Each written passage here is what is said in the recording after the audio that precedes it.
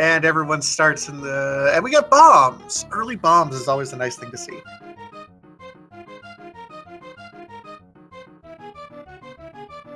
So here we see a little bit of route divergence. We see Dark Shadows and Claris going ahead and going south right into the dam.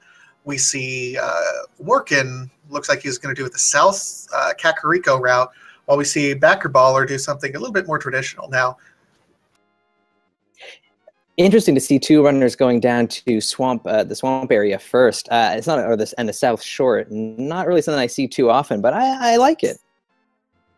It's unconventional, and sometimes when you're doing these large seeds with so many runners, you want to do unconventional. You want to do something that stands out from the crowd to really differentiate yourself. So kudos to KwehstopherWarken and Dark Shadows for doing that.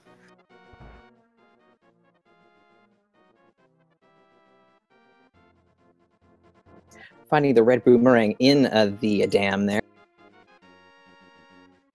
Backer finding more bombs that's in Sanctuary, so lots of options. Dark Shadows looks like he's immediately going over to Desert. That's an interesting play. Meanwhile, Warken's already in Kakariko Village. And Das Boots! What are those? Oh, Warken's got to be happy to see that.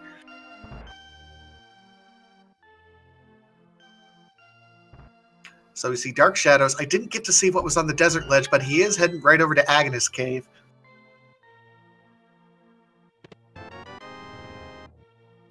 Backer picking up the 5 rupee drop from the crab. That's going to help him with some purchases a little bit later. Just single rupees on the tree pull there from Claris. And this is... I am just split in so many different ways. I cannot keep track of this. The runners just went 4 entirely different directions, and I don't think I'm used to seeing this early in the split. We're less than 2 minutes in, and I'm confused already. Moon Pearl, so KwehstopherWarken and the Mirror finding a couple of nice items. Loaded in Blind's Hut there. Ladies and gentlemen, this is why you always do Kakariko first, even if you want to differentiate yourself, because there's so much here. Backer gets his sword early up in the Thieves' Woods. I imagine most of our runners are going to be heading that direction very shortly. And the book is in the woods. Well, you know, trees are made of, or books are made of trees. It's a forest. He's just visiting relatives. Makes sense. I'd be interested to see if we get a pedestal check this quick. I don't know if we will or not. I would love to see it. Pedestal hype is still very much alive at this point in the run. I mean, other than me doing the commentary, but, you know, that's fine.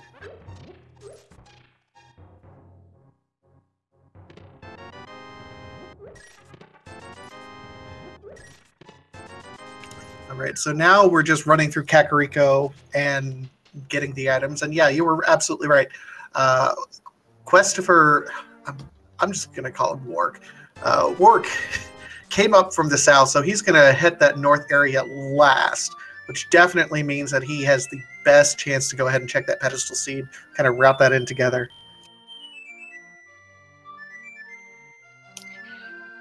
We've got a Swag Duck national, the Hylian national anthem here. 3 minutes in. How about that? I'm loving it. About the only thing that these guys are missing to really clear out Kakariko in this first run would be a bottle. And unfortunately, it doesn't look like we're going to get that. But I don't think these runners are going to be complaining right at the moment.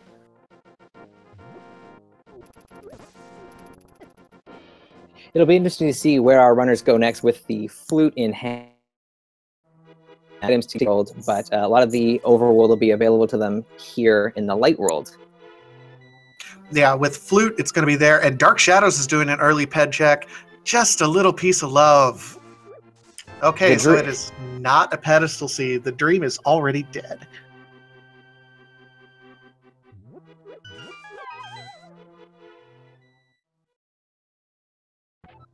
So as our runners, I guess, are cleaning up Kakariko here, I wonder if we're going to see people go to Death Mountain next? Well, that's a possibility. You have Mirror and Moon Pearl, so you can go ahead and get up. I'm surprised we haven't seen a map check. It's also a possibility because right now Escape is looking pretty good because you have the sword. That might be another way that I end up going.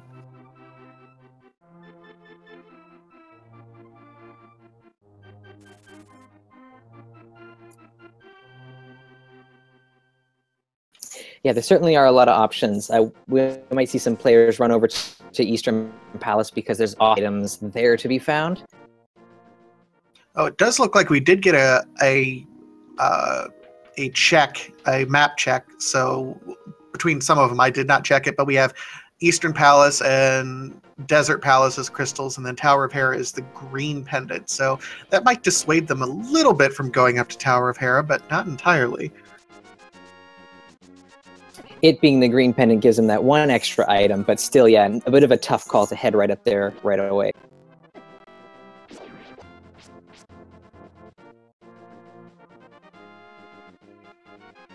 And Warken is going to be able to check Bonk Rocks while he's already here. This is one of those nice things of his routing particular decision.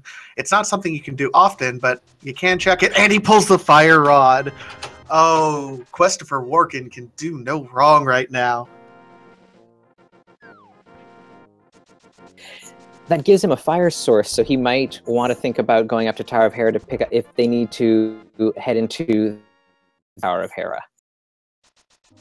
That is another option that he has above and beyond what the others don't. I mean, beyond having the fire source, I mean, that also means with the book that Desert Palace is completely in play with the boots, the book, and a fire source as well.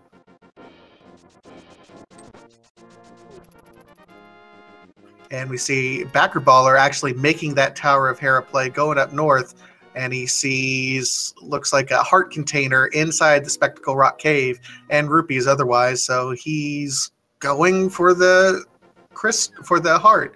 Meanwhile, we see Warken setting up Houlihan.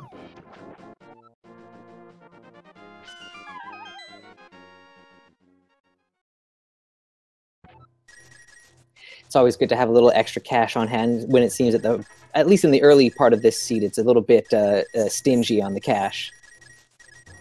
So far, that is one of the nice things that you don't realize when you start getting a free seed with all the items that you got in Kakariko. Your hearts are low, and we're seeing these runners still with 3 hearts, and their cash is low, so they can't make an early play up to over to Zora, for example. Getting a look at the Moldorm Cave right now. Oh, this should be interesting for Claris, and arrows are in the library. And Warken is going to do the escape, looks like.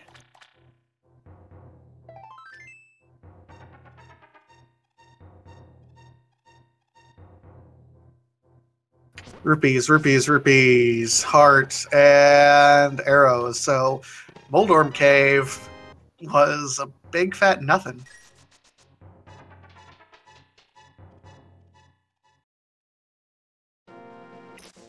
And bakarbollar heading into Tower of Hera. See what we find here.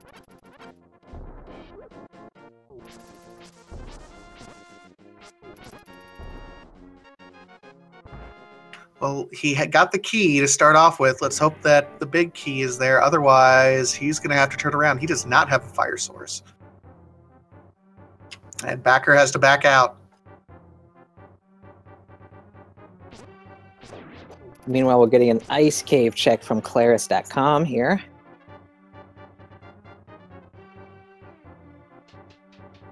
Three bombs. A whole lot of nothing. Warken is working his way through escape, getting the key already, so there might be something there at that dark room cave. While he does have a fire source, we don't have the lamp, so it's still technically a sequence break unless the lamp is magically pulled here if he decides to go into that back room. But the escape section is definitely a very important Sphere Zero location where anything could be there, particularly progression items. We see Dark Shadows actually getting ready to start his escape run right now as well. Claris is doing fake flippers in the meantime.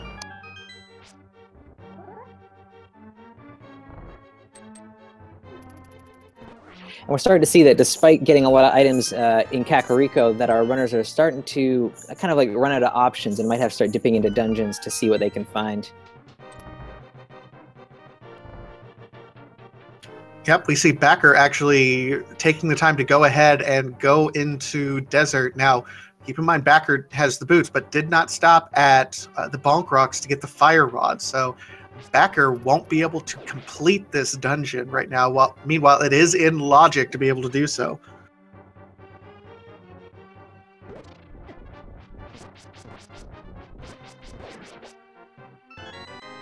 Oh, no glove. Thank you, Math Girl, for correcting me. I forgot, there is no glove at the moment.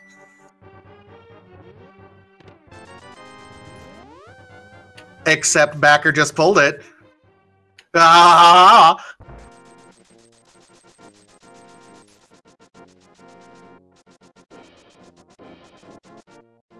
Is that a tracker's blessing?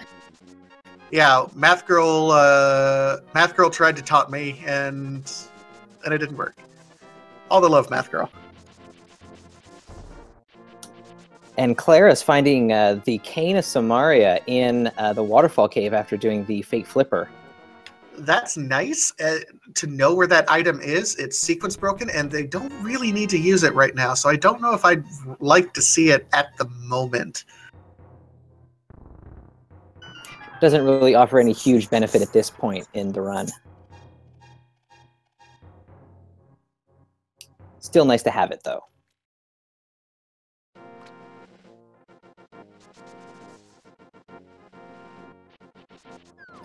All right, so Backer, and I'm sure we're mispronouncing this because I'm seeing people in chat say it's pronounced Bakar. So yeah. We've also got Dark Shadows hanging out in some Dark Shadows right now in the back part of Hyrule Castle, I think. Yeah, that's a little bit risky there. I don't necessarily blame him because it's something that you have to do at some point. If it turns out to be nothing, you can waste a lot of time for that, though.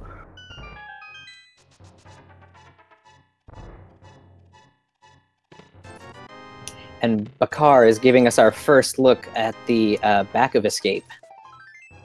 This ought to be good, and we'll see what we have here. Master Sword, that's nice. Map and Rupee, so we got the map and the key. We know that something's back in that dark room. We just don't know what.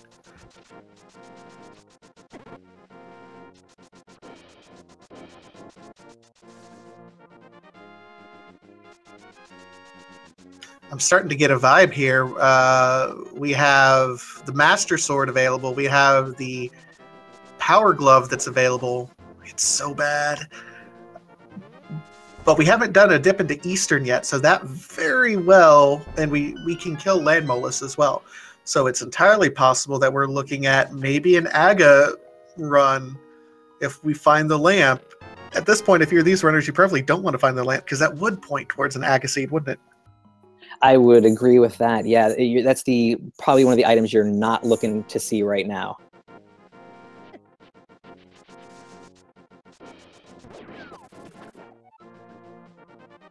But yeah, we've got Eastern Palace and Sarashalahala's hut still to check out. So there's still some chests on the table.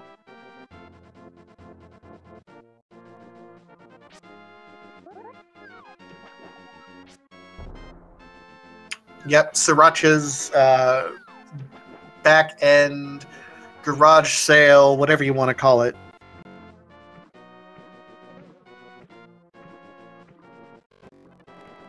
Interesting question from someone, Alfheim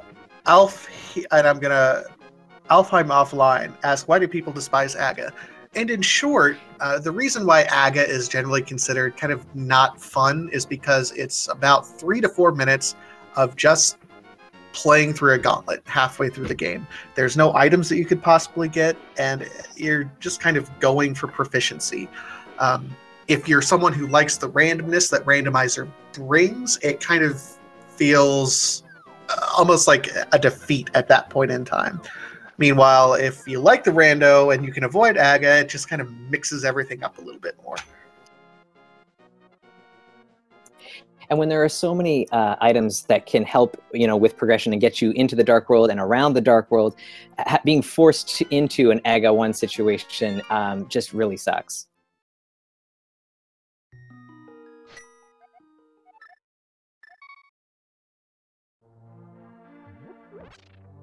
All right, so these runners are kind of running over each other's spots right now, checking AGA, checking Ice Rod Cave. Warken is fluting away right now. Dark Shadows getting ready to check the very disappointing mini Moldorm Cave.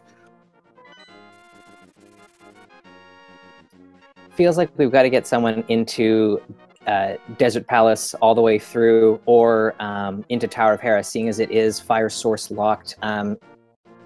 Now that they have the fire rod, I feel we got to find something up there. Certainly feels like it. Yeah, we still haven't seen anyone go over to Eastern yet at all.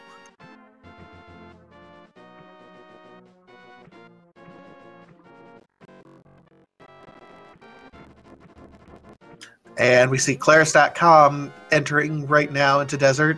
Also going to be disappointed because will not have a fire source, but will be able to get his or her or their lift upgrade. I apologize, everyone. I did not clarify gender preferred pronouns before the game, so I'm going to stick with he unless otherwise noted from everyone. So if you're a fan of them and you know their preferred pronouns, let us know, because I don't want to mess that up, really.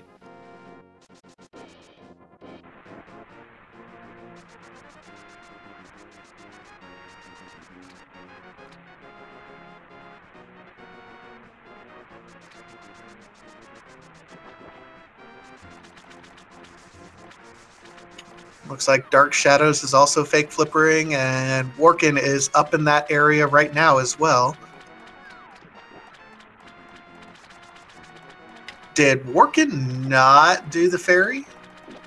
Or do the waterfall area? He did, but then he then lost it as he was heading up towards Zora there. Oh, that's unfortunate. I mean, he's going to eventually have to come back here anyway. It's not going to be a huge time loss if he can route it in with, say, Catfish. In fact, if something is at Catfish, it might incentivize him to go up there and play to his advantage.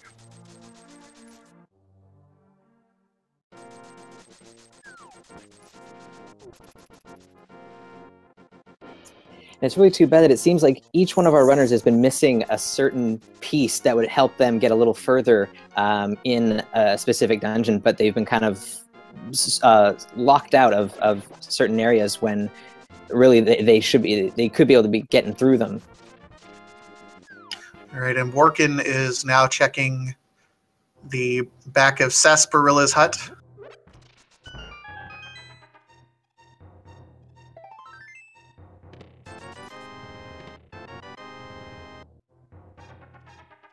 Well, he wasn't really hiding too much back there. Nope. So it's pointing closer and closer to that AGA required seed. We're just waiting on that lamp.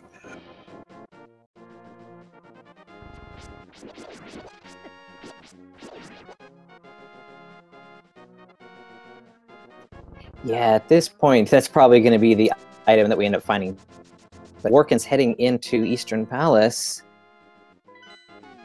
No, fluting away.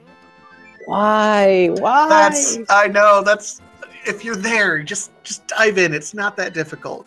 I mean, I can understand wanting to go up to Tower of Hera right now. But you were right there at Eastern. I mean, come on. Yeah, just take a look in. First couple chests even.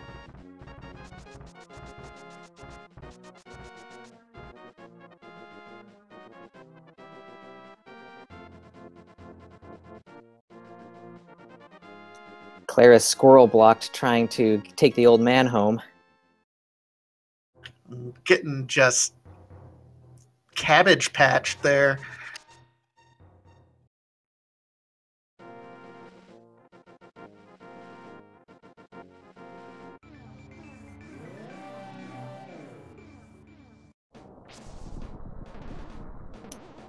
So Bakar's got the fire source in hand now. Should be able to head down to the basement and see what is up in Tower of Hera. I do like that as soon as Bakar got the fire source, they immediately went back and checked on it. I mean, that's something that you can see some people get distracted of. They leave an item location somewhere and then they take a long time to end up heading back to it.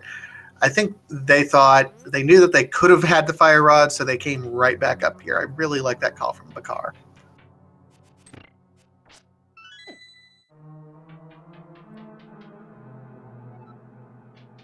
And it looks like we're going to have all of our runners high-fiving in tower.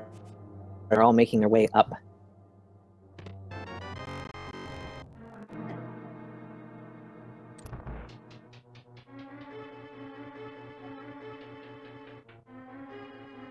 And we know this is going to be the big key, but we already have one of the two items. I think it was an arrow upgrade, so we'll see. Dark Shadows needs to be a little bit careful sitting with only one heart. This has been kind of a sickly seed, though, up to this point in time.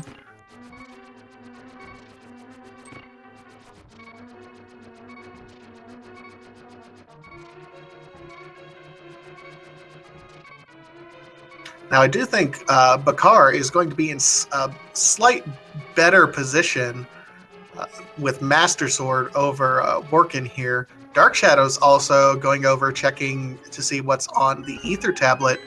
Just 300 rupees.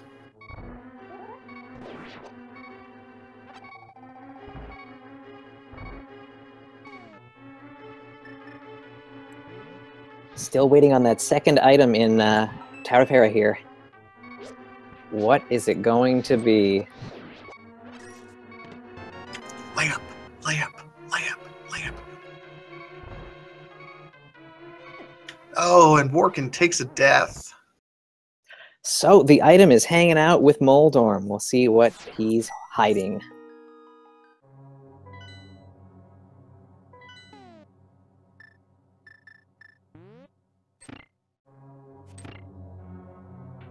All right, Bakar getting ready to start his Trolldorm fight.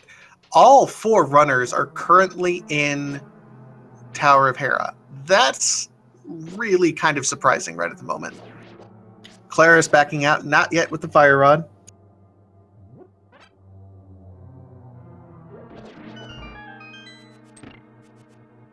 Keep in mind, it absolutely does not have to be the lamp or any progression item. It could be junk, and we could be going to Eastern.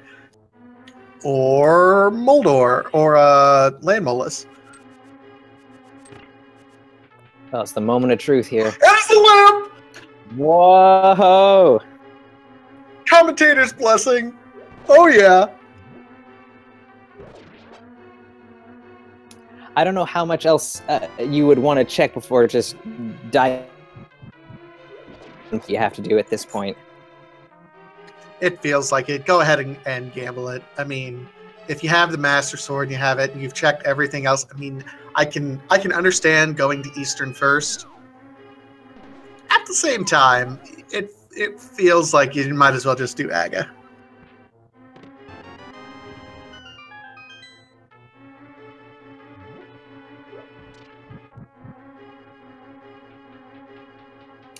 And we also had Claris do a really quick map check when they were up by Tower of Hera, but in the Dark World there. And we see that Palace of Darkness and Ice Palace are our other two. You know, I really hope we don't have to go into Ice Palace at all. That's one of those dungeons that either you go mode it or it's torturous. But Pendant Ice Palace usually has something that you need, which is the most frustrating thing. I know, it's so frustrating.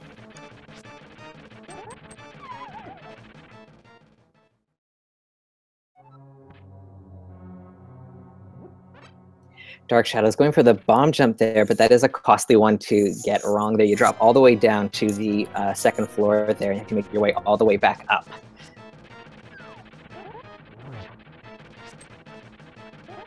Yeah, that's part of the reason why I prefer not to do it. I don't trust myself enough. Neither do I. And Quay fell. I think that's the second fall on Moldorm. So Trolldorm trolling it up all over the place.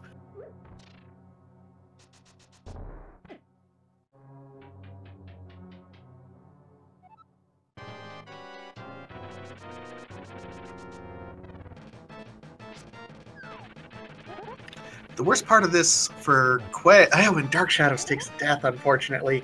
That's what happens with these unhealthy seeds. We do see Claris is in Eastern right now, so taking the gamble there. Claris still hasn't checked out the bomb crops there, and so he's missing that fire rod. Oh, that's too bad for Claris. He will definitely need that.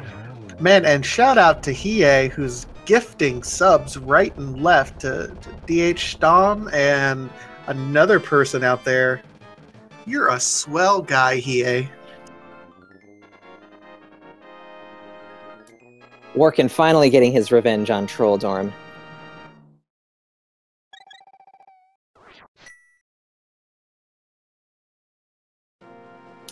God, I thought Bakar was going to leave without trading in that green pendant, but just a heart container there. Yeah, that would be really unfortunate there.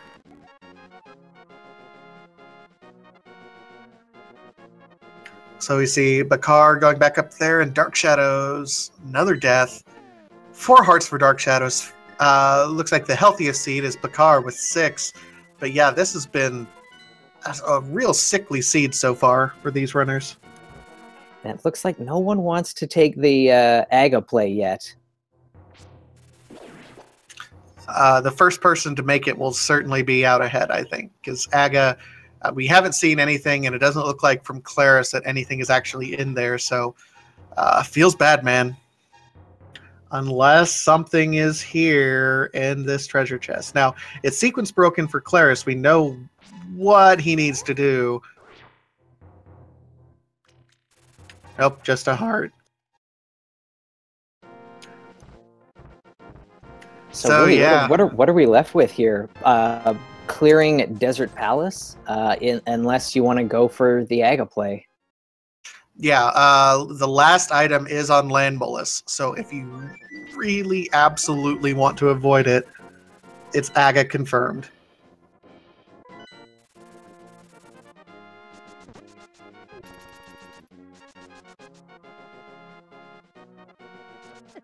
So yeah, this is gonna be great. Now keep in mind, not everyone has been to every location. For example, Warken has not been to the back of Escape yet, which is why he still has Fighter Sword.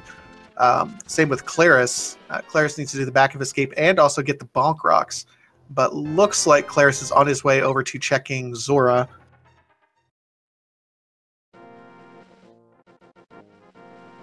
Keep in mind, you know, these are just our featured runners. We do have a large number of people participating in this race. I think 50-something are actually here.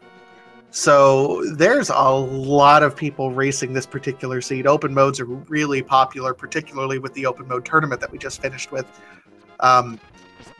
So yeah, we have... And Open's a really nice mode if you're fairly new to Randomizer to get your feet wet in it with it. Absolutely. I think Standard is the easiest if you've never played a Rando before. But after that, Open mode's kind of where things open up with the strategy, because you don't have to do the escape first part. And to answer chat, because Sarah Zelda was asking, the Master Sword is in the back end of Escape. And man, we got a sub-train going here. Meowsticks, oh, Meowsticks gifted Math Girl with a sub. Shout out to Meowsticks.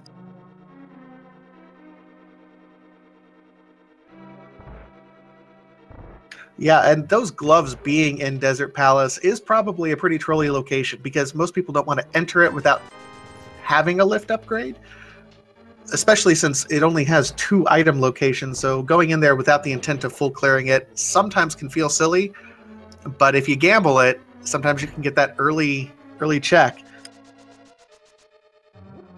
It'll be interesting to see if Dark Shadows goes and fully completes the dungeon. Dark Shadows certainly has the capability of doing it.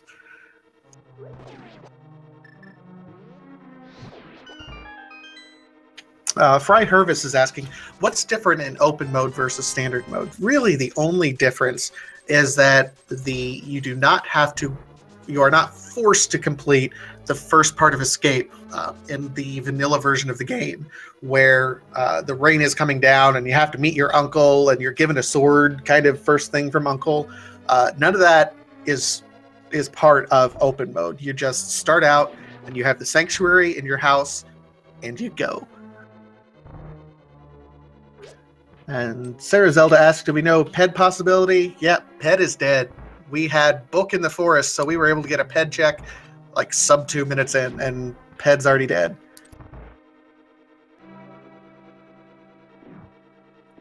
Alrighty, Dark Shadows is going for it, so this will be interesting to see what this final item in Desert Palace is.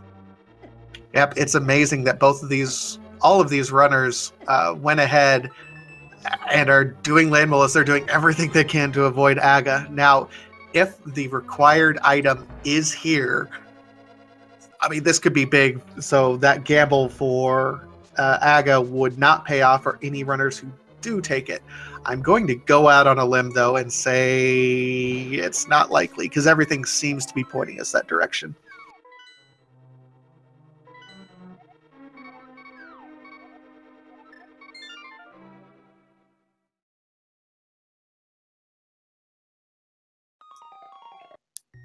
Seems like Claris is just a bit stuck right now, trying to figure out what they could possibly be missing, and that is the fire rod that was in the bonk rocks. Still have not found it yet.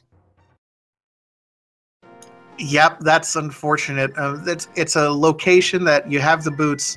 Bonk rocks is absolutely essential to know about.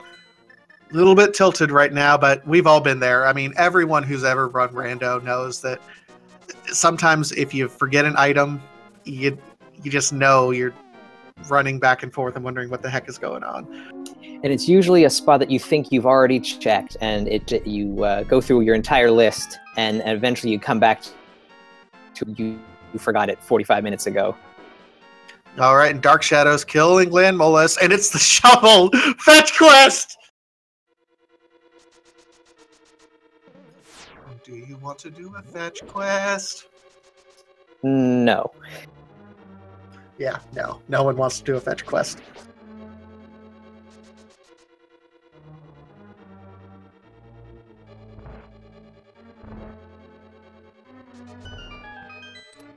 Okay, so you come this far, you might as well go and do the fetch quest instead of checking Aga. Let's see what Dark Shadows digs up.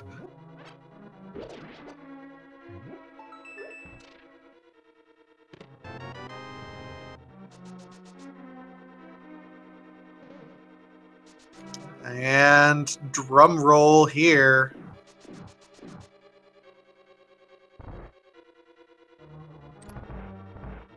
Cape!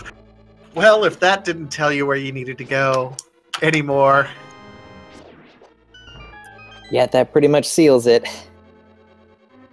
Hello, Aga. I do like the dash dig, though. That was pretty swag. Dark Shadows has been around long enough for swaggy strats, and oh, he's going back into Eastern? Turning in the pendant, maybe? Oh, if he didn't turn in that pendant, then yeah. And we see Bakar on his way up. You gotta be doing it. He's finally doing it, everyone. Finally, we have Aga. So, Sabatender, since this is effectively a 4.5-minute cutscene that we're getting ready to see here, what item is going to be there on the pyramid for us?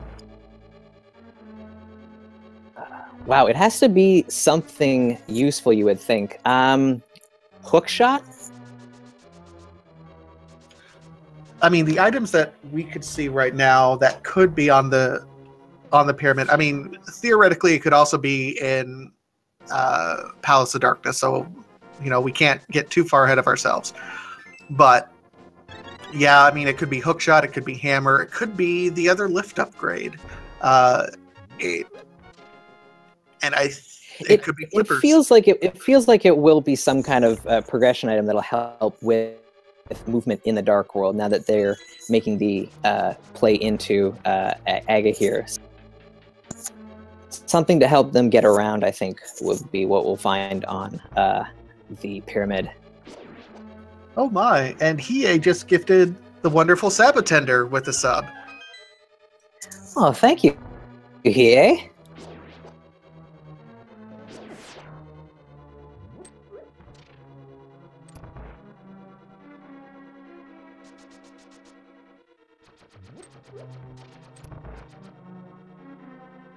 All right, so Bakar with that wonderful Will Sprite. Oh, taking a dive there, but we'll be going through Aga's Tower. Nian Ghost, yes, I totally saw that. Caught. You're caught. So Claris is going through and checking all the locations that he thought he checked. Man, when he remembers Bonk Rocks, it's gonna be rough. We'll definitely see some rage swipes, I think. Maybe a couple.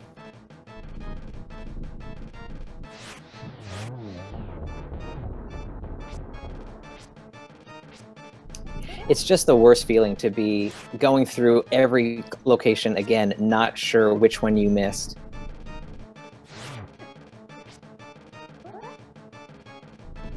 Yeah, it's one of those situations that you not only feel frustrated with the game, but you feel frustrated with yourself.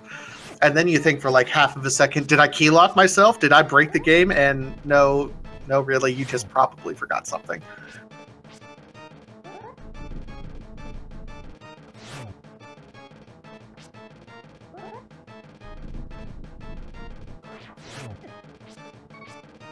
And we do see a couple forfeits in the race so far. I think there's a few people that are tilted with that Bonk Rocks location.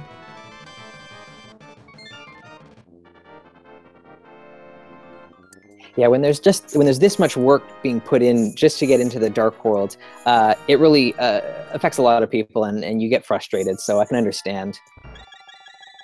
Oh, and shout out to JMC Jit for gifting a sub to Hiei, because that's what this community is about: love and teamwork together.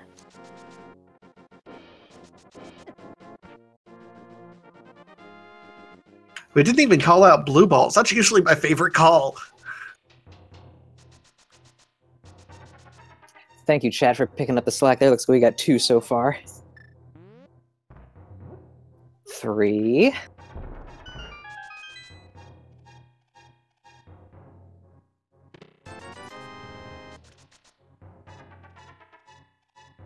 Wow, that's 5 now. This is rough. Yep, it's a rough Aghanim. And we see Dark Shadows now starting his Aga run.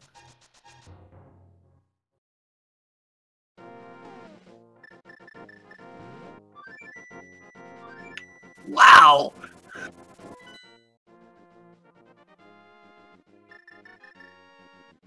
Yeah, I'm going to agree with Dragon Master here. It says, this is Aga trolling, saying, you should have come here earlier. I was ready for you earlier. Here you get all the blue balls.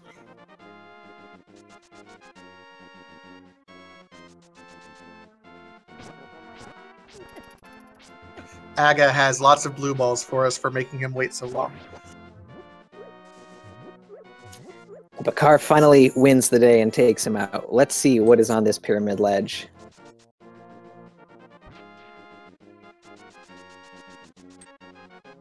Rupee. Big 20. Yikes, so catfish? Is catfish the next thing you do, or do you head into pod right away? I would probably check catfish because I'm worried about getting trolled. Particularly since you don't have the bow or the hammer. Yeah, I would check catfish myself. Yeah, you've got to hope that the one chest that you can open at the beginning of Palace of Darkness here is going to be that small key, but even then, your progression will be a little bit limited. Unless this is forced, unless this is the progression item is in this chest. And then you're like, oh, well, okay. That's also a really fun spot for a progression item to be. Oh, and Hiei, thank you, Hiei, for gifting me a sub. I love you. I thought I had my Twitch Prime sub going on for here, but cool. Thank you, Hiei. You're a gentleman and a scholar, and not necessarily in that order.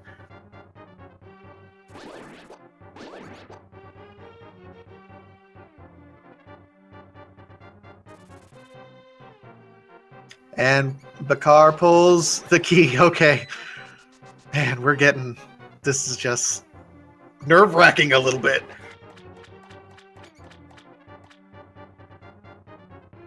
So depending on how the keys play out, there's a couple of chests that can be opened, 2 off the bat, and then we'll have to see how many keys we can get from there to see if we can go any further. Yep, and Claris is checking. Keep in mind, Claris needs to go to Bonk Rocks. It's the only spot that Claris needs. Has not checked it yet, because the fire rod's in Bonk Rocks, and that's the fire source needed for Tower of Hera to get the lamp.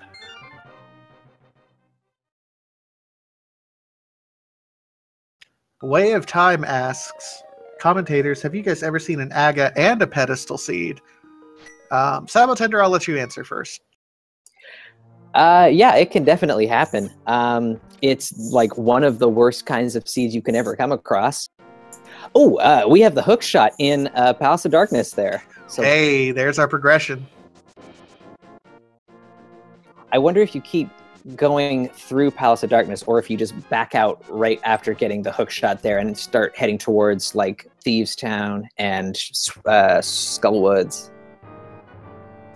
You know what? I'd back out right away. I mean, I don't think there's anything there. It's true that you are already there, but I don't know. I feel like that's your big progression and you're going to find there in that. Seeing as it's also a pendant dungeon, I'm not going to put a lot of weight in it, but there could still be plenty of things in here, I suppose. So it's not a bad call at all to keep checking. Oh, no, absolutely not. I think that's just a gamble that I'd take in my running strategy. Now, for me to answer that question, have I ever seen an Aga and a pedestal seed required? Here's an odd little bit of trivia that anyone who watches a lot of races has probably heard me say and are probably sick of hearing me talk about it. I have never commentated a pedestal required seed. Ever. I did 50 some odd seed commentaries for the fall randomizer tournament between the primary and the secondary ones. Statistically, I should have done it a few by now, but I have not. And I am slightly bitter about that. And we also came across the Titan's Mitts here in Palace of Darkness, so Bakar sticking it out was the right call for sure. Looks like it. And he also gets our first bottle in the dark room, so definitely a good call for Bakar. Sick Kid could have something. I mean, given your first bottle there.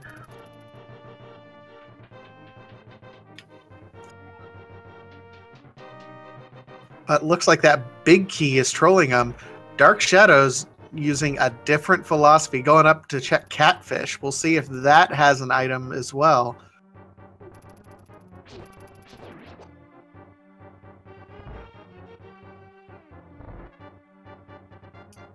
Catfish is always one of those places where you leave it off, you put it off, and then it obviously has the one item that you've been looking for the entire time.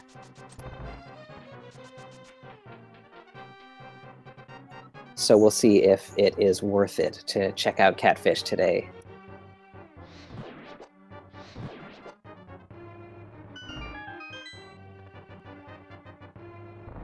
Quake, not what he was looking for, not a progression item for now. It could lead us in Misery Mire or Turtle Rock, but for now, he's got to go back down to Palace of Darkness. Interest right up to East Death Mountain with that hook shot, thinking that with the 6 chests or 7 chests up on the east side there, it was a worthwhile play. Plus the mitts as well, so we can basically do light and dark at the same time.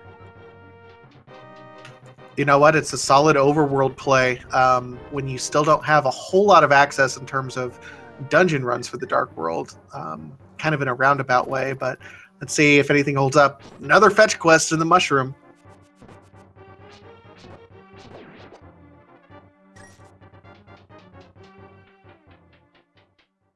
And Bakar doing relatively well here. in health. It was kind of a sickly seed early on. Warken is now on Aga. Clara's still hunting for that one item.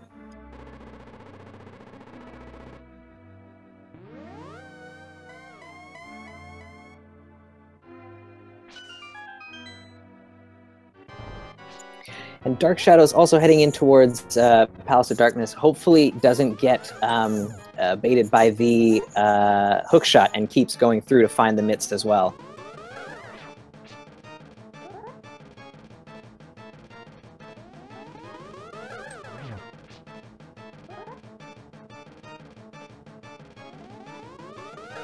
Oh, and the bow! We have the bow for Bakar. So Eastside Death Mountain is paying off so far. Pretty good. So far, it's still the whole Dark World to go. With the hookshot, we'll be able to check not only our Super Bunny Cave, but also the hookshot cave, and maybe give us our first peek at Turtle Rock. I like that both of our items that we thought would troll the runners are still out there somewhere. Absolutely. I'm grinning a little bit because of that. And for anyone just joining us, Vitasia said that he was hoping that would troll people, and I said that I was looking for flippers to troll everyone. I think you've robot out a little bit. I did say the hammer would troll people, and we're still waiting on it.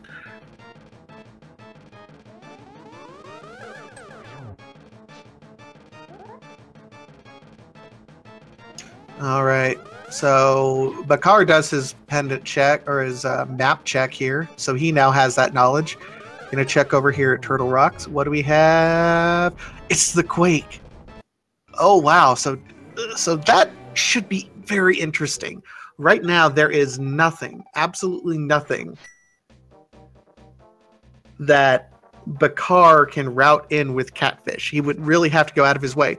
We know that Catfish has Vanilla Quake, that Dark Shadows did pick up earlier. So it's going to be worthwhile to see if Bakar ever goes back to the Quakefish, because we know that's exactly where that is. If he doesn't, he could be in trouble. Yeah, it's definitely going to be a while before he figures to route that in somehow. So it might be a while before he picks it up. Oh my goodness. And we have Claris.com officially forfeiting. Feels bad, Claris. We feel really bad for you. Just bonk rocks. You will never forget bonk rocks ever again.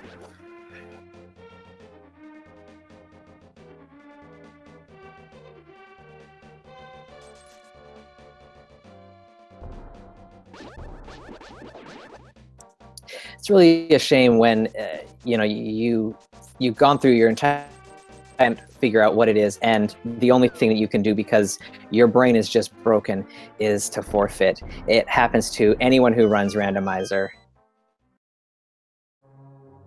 Yeah, it happens to the very best of us. Everyone's been debated on something in this game. You get frustrated, you're not having a bad day, you just finished watching a Chiefs game and you feel bad because you just lost some money on a bet and you're not feeling good. And wait.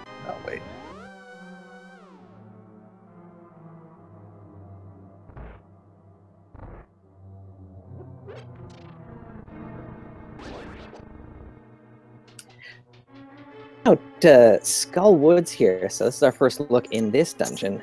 Let's see what we find.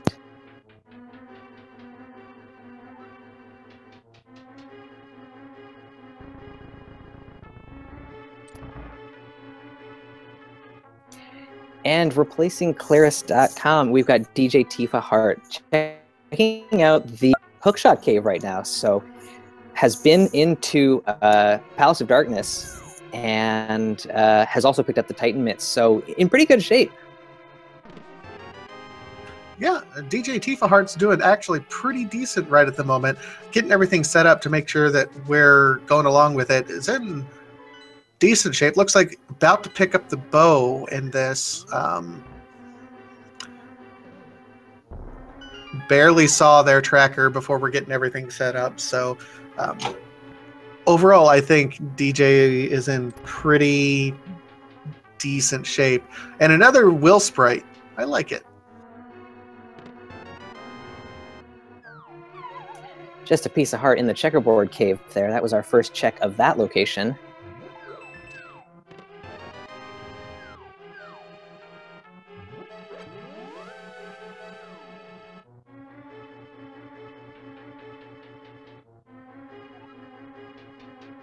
KwehstopherWarken looks like, I mean, does not have the bow, but started going up that right side. I don't know if Warken is as familiar with these dungeons and some of the routing as some of our other experienced runners here.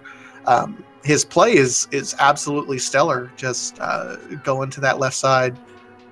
Feel a little bad about that.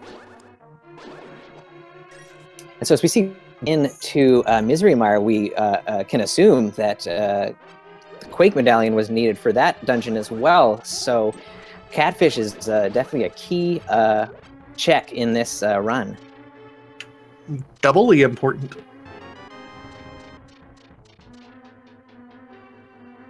And with the items in hand, Dark Shadow can full clear Misery Mire, so why not go for it? It's going to be a bit of a tough fight against Vidi, but not a bad play. You know, I'm a little bit nervous here. In Green Mail, you have 6 hearts, and you have no half magic, but you do have cape. No bow, no silvers. This is going to be a tough Vidi fight here for Dark Shadows. Absolutely.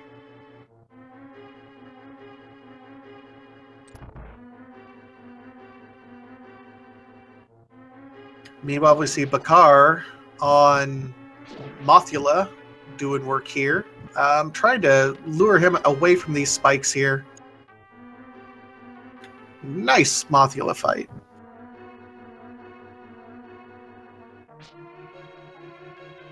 And 10 hours for his travel.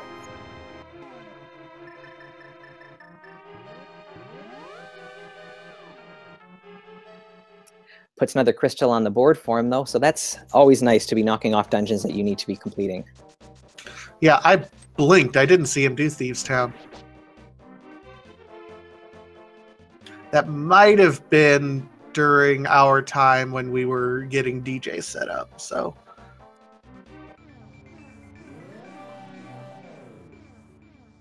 So yeah, the only... Oh, and Dark Shadows does find the ice rod. I think that was in the Mire Shed.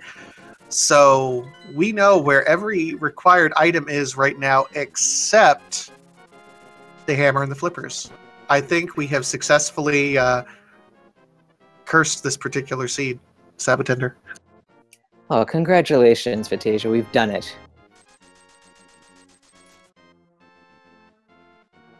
I don't think that's ever happened for me, where I've picked an item that actually did kind of troll people. It's usually the first thing everyone finds.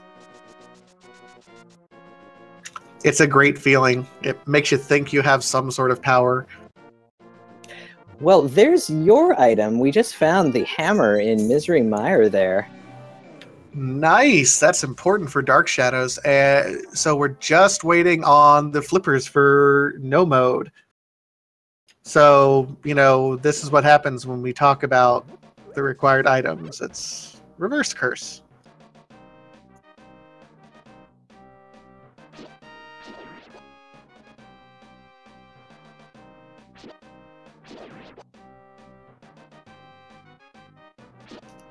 So Bakar started out by doing Mothula and is working his way back through the dungeon now. So we're going to see what he might find item-wise here. Hey, I'll take that. Tempered. You think he might have wished he had that for Mothula? Yeah, probably just a little bit. That's a grade on the power there. From Master Sword to Tempered is huge.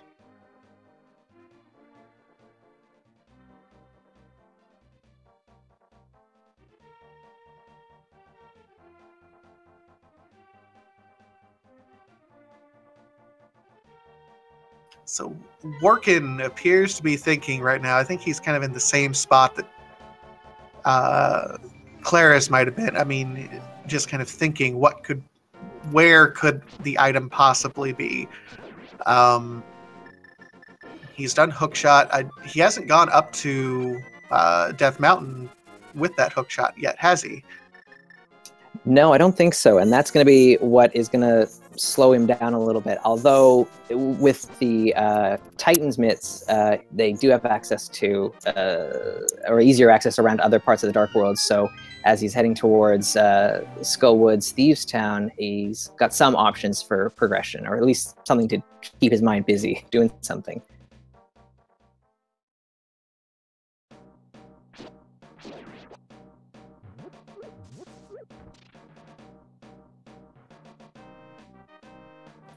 You got to hand it to DarkShadows going through with this mire clear here. 1 heart right now, and on his way towards Vidi. No, thank you. I'm sorry. I am too nervous at this point in time to try Vidi on 1 heart. No. And any death to Vitreous is really costly, so hopefully they can pull it off, but it's going to be a tough fight. And I don't know if that's an error on the tracker bit, because I do see powder, and I don't know if he actually has powder.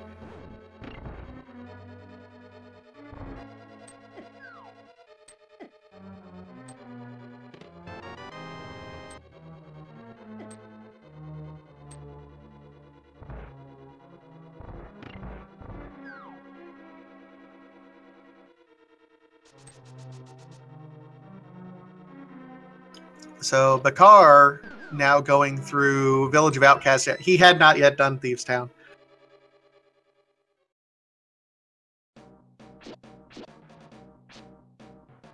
And in we go.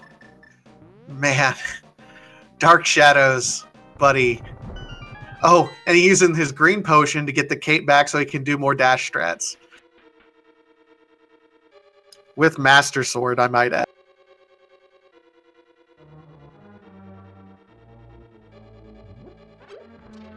Oh, and about gets sniped by that lightning bolt. That was coming for him.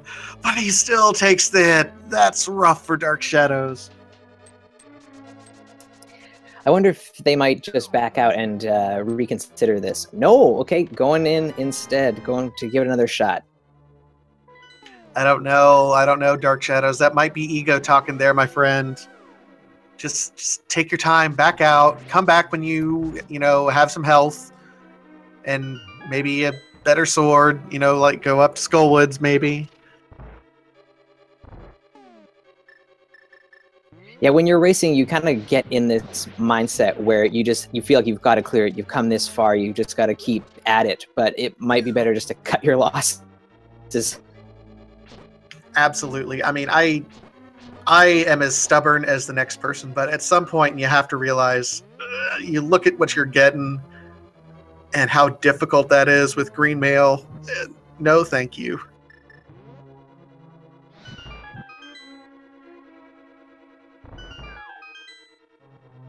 That being said, Dark Shadows does have quite a bit of advantage right here. Even with him spending so much time here, he's the only one with Quake. He's the only one that's checked Catfish to get that.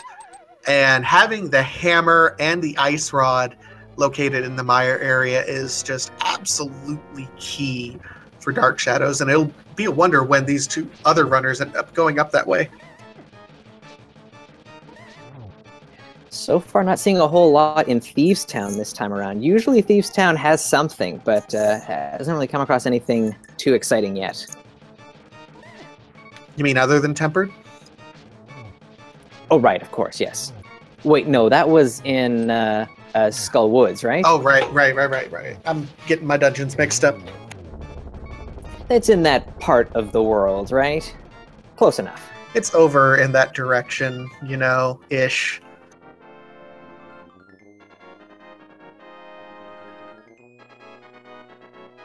Now, help me out here, Sabotezer, but 5 hearts, 1 heart, I don't know if it matters when you have green mail here. I think it's a one-shot no matter what, right? I want to say that the eyeballs will do either 4 or 5. It's big time damage though, so maybe a one hit. If you get hit by the lightning, then I think that's only 3. And he's doing bomb strats now. If I'm going into a Vitreous fight when I'm not kind of under-equipped, then I usually go with the bomb strats as well. I get real scared, and I try and do the long-range attack. Giselle Shaft approved.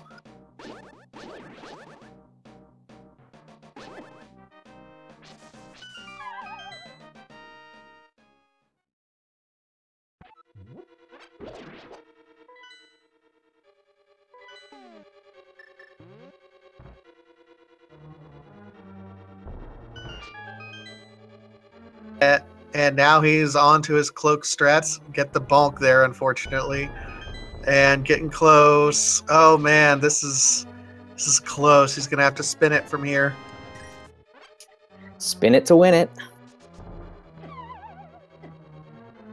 All right, so he's through the hard part now. He's just gotta not take any damage here. Yeah, no hugs from the eyeball, and then he'll be home free. This is an impressive fight here by Dark Shadows. Not coming back here with the guts there. And again, I don't know if I would have made that call myself, but shout out to Dark Shadows. That's an awesome play right there.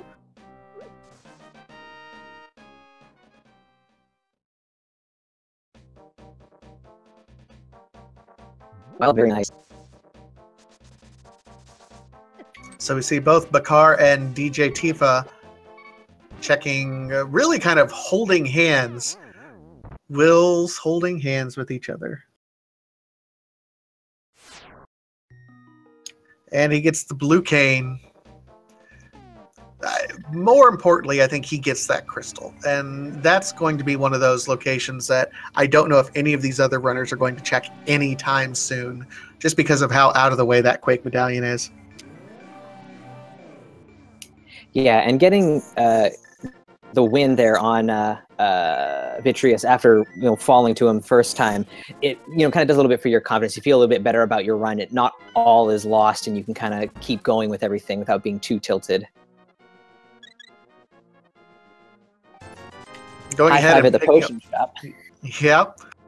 Man, they're holding hands here.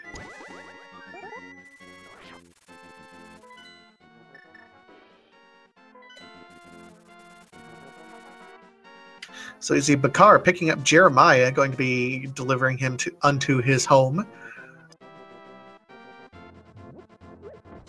Yeah, I hear he was a bullfrog, and he was a good friend of mine. Something, something, something, something, something, but I still drink his wine.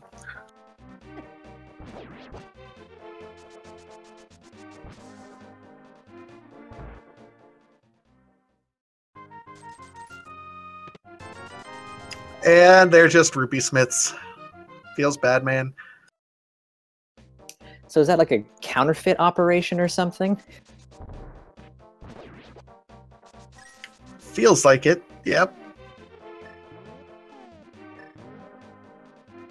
So what's Dark Shadows doing here? Oh, he didn't even bomb out the one below. What's he doing?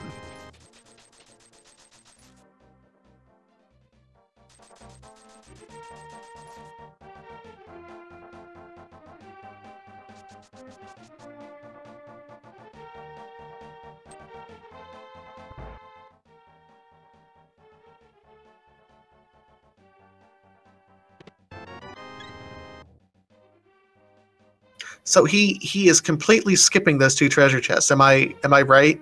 Am I seeing this right for Dark Shadows? I don't know. I just actually lost the stream for a little bit there. Looks like he is. How unusual. It's...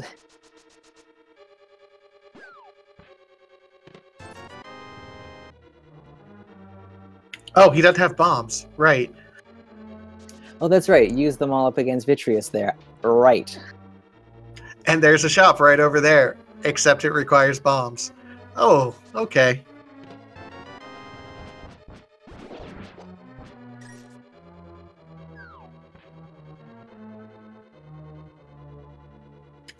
Meanwhile, Bakar is taking the purple chest for a walk. This is going to be our first hype cave check, I think, over an hour into this race. What? That's crazy. Even with like Hype Cave losing almost all of its hype, people still tend to check it. So it's really crazy that we're an hour in and this is our first check. Well, it's a high density location. I mean, 5 item locations for a bomb that you can get relatively simple. And silvers are there. That's hype.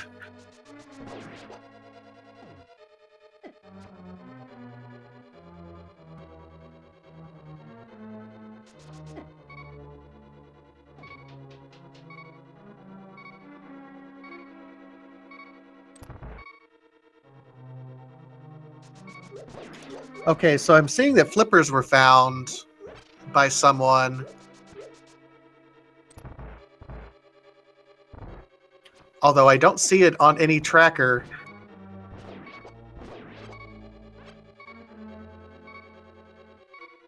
Yeah, who's got them? We're seeing Bakar has flips. Help us out, chat. Where were they?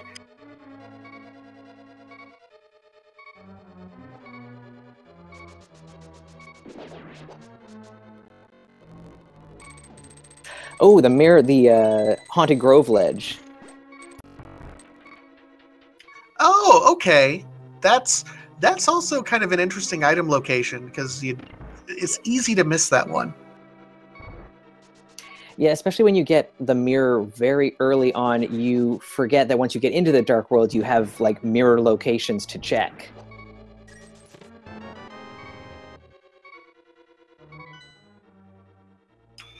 So Bakar checking Mire and seeing its Quake. Okay. Dark Shadows is finishing up his Death Mountain run in the meantime. For Eastside, he's done light and dark. He's just getting this one chest, and we know this is the bow. He's got a nice little advantage here with that Quake.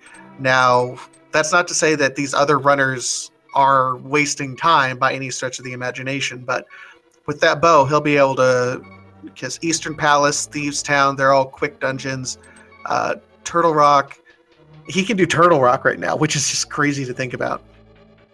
I wouldn't be surprised, seeing as he's doing the East Death Mountain right now, just jump into the Dark World and give it a go. You have everything you need. I mean, he's gonna go ahead and head up there, I think.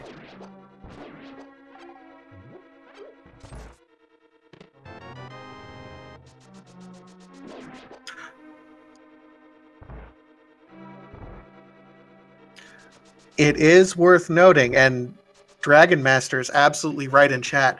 Remember, the Cane of Samaria was flippers locked. So we absolutely know we are not going to find the flippers anywhere in Turtle Rock.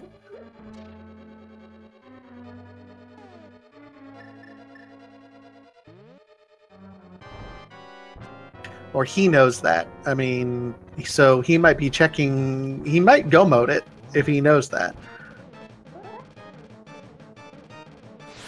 That is likely, yeah. If knowing that the flippers won't be in Turtle Rock, yes, it's a good call. Yep, and I keep forgetting, yeah, we did find flippers. I'm just catching up.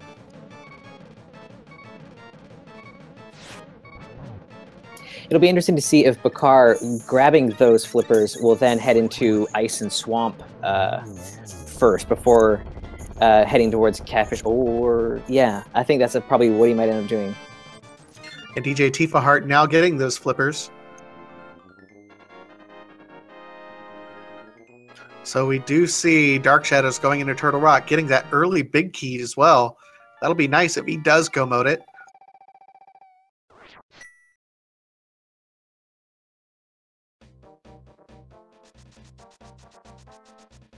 And I will say, I certainly would not blame Dark Shadows if he doesn't go mode it, thinking that he still needs to find the flippers and forgetting that that's out of logic.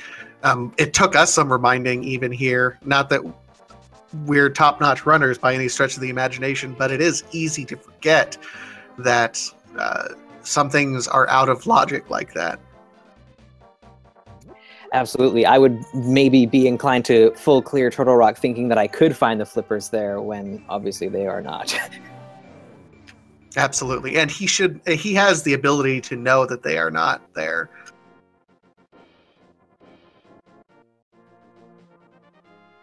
So Bakar is making the play into Ice Palace. Having got those flippers, you think that's probably where my next progression item is going to be. They're looking for the hammer, I guess, in the first few chests.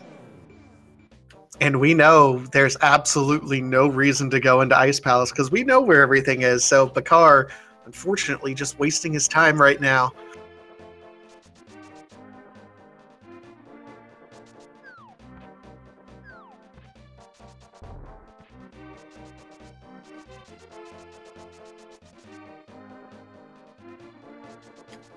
Although, he does get the powder, which is super nice. Such a nice safety item to have to be able to, you know, make fairies out of nothing. Dark Shadows takes another death and, in true Dark Shadows fashion, dives right back in.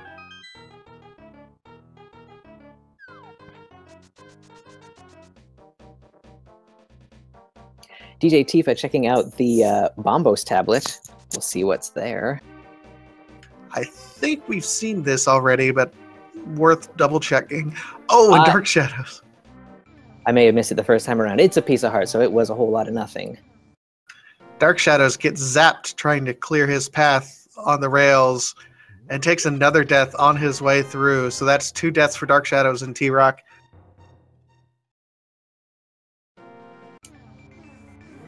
He's really making this run hard for himself with the lack of hearts and going for the most punishing dungeons first.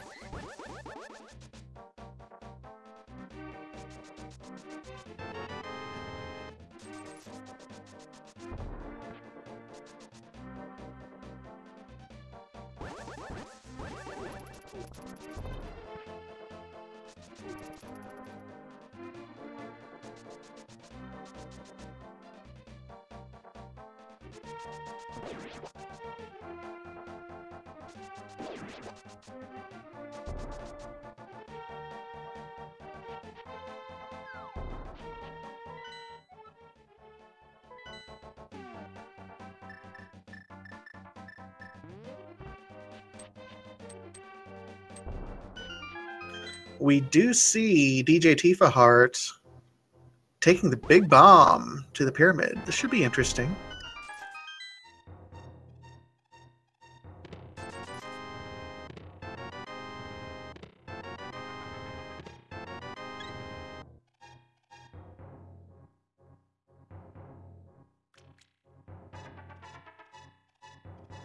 And the big bomb has almost nothing. Piece of heart and validation arrow, which, yes, is the most important arrow, kind of.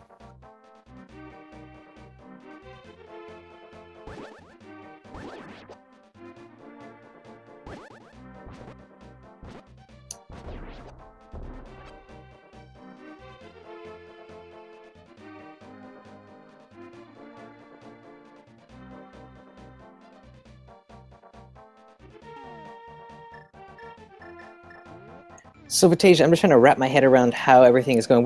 Are we in no mode? Is anybody in go mode actually at this point? No, no one is in go mode right now. Dark Shadows is still looking for those flippers, and no one else has even Quake in order to get into Misery Mire to find that hammer.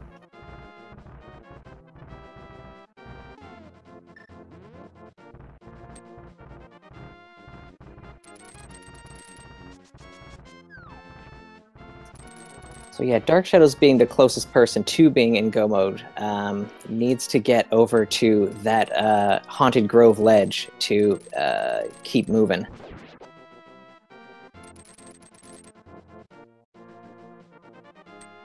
Yeah, and it's worth noting that, you know, this is one of those seeds that's really confusing to some people. I mean, Catfish having a required item along with items being required in pod and some other kind of trolley overworld locations. I thought the power glove being hidden in Desert Palace was a super trolley location as well. So these runners have been kind of pulled all over the world for this. We're seeing several dot forfeits in the SRL channel. This seed has just really played havoc on a lot of runners right now. Definitely, with the early in the run being kind of stymied by having to do AGA and runners maybe not knowing that that's what they needed to do. Then to item placement, once they even got through into the Dark World, it's been kind of a rough ride. So it's understandable that people would just have been fed up with this seed.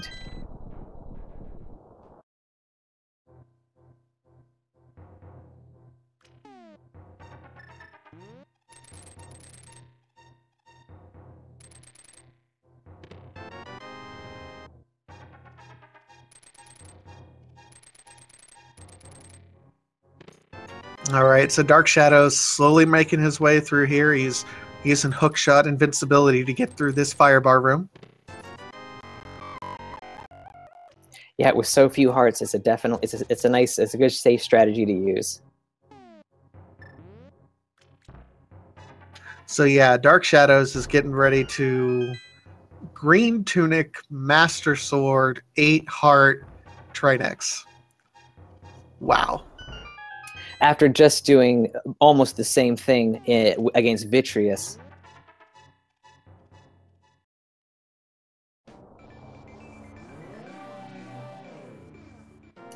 Meanwhile, Bakar is knocking off Eastern Palace right now, getting a lot of crystals done that they can get done. So that's always a good thing to be doing, is working towards getting crystals finished. But still, without that Quake Medallion, is going to get stuck very soon. Yeah, sometimes when you're kind of debated there a little bit and you're trying to think of the next best place you can go, it's best sometimes just knock out the crystals, even if you can just mindlessly go through them so you can think.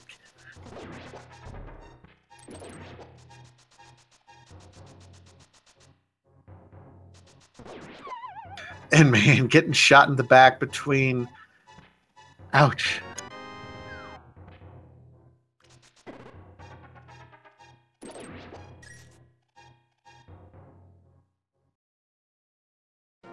And he's just taking the death so he can get as much of a refill as possible.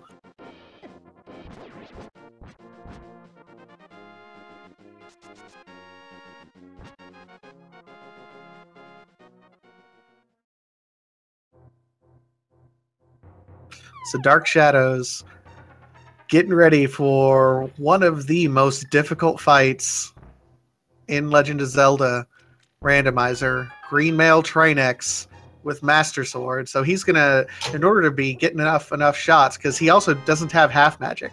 So he's going to have to be switching off on the hammer and make really efficient work of his rod usage in order to be able to down this. Now, he does have a blue potion, so he has a little bit of leeway, but that's still a not very fun fight.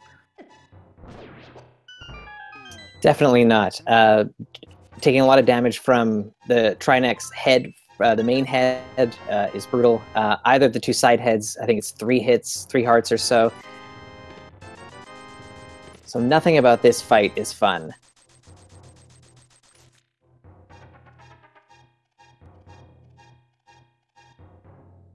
Particularly when there's already ice on the floor.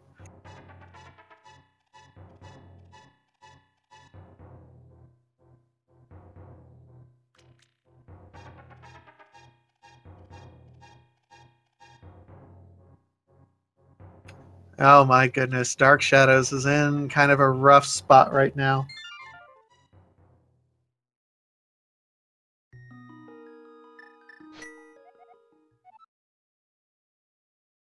He's missed quite a few shots. I would almost think about just taking the death and starting over from scratch. There's so much ice on the floor here.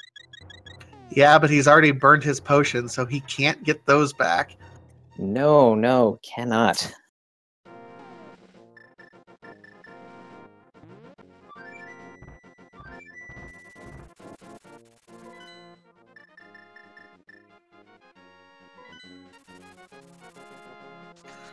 Bakar not wanting to go into Swamp Palace quite yet because of that hammer. It could be in the first chest, as far as his knowledge is concerned, and jumping down, forgetting.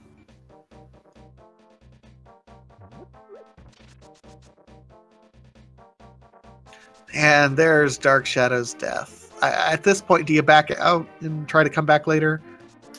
I don't know. I think you can do it, even without the potions, as long as you can hit with the rod shots there. But it looks like you might be heading out. Yeah, I think because he now knows he's cleared everything, that the flippers are not there, his go mode item is not there. Maybe he's just getting a fairy and going back to it. Maybe that's what we're seeing here, I think. Okay. Dark Shadows.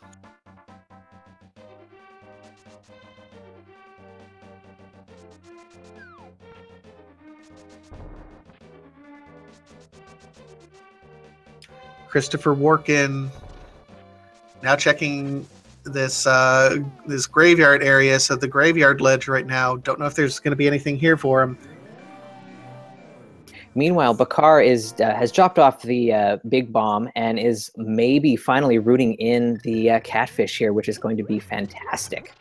I really hope so. Bakar's doing it. I think he's doing it.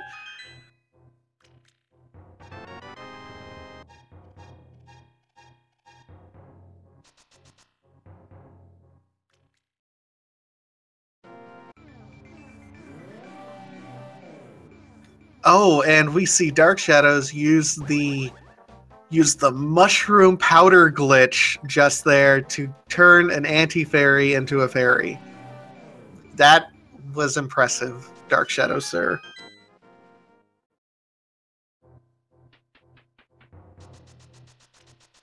And Bakar gets his quake.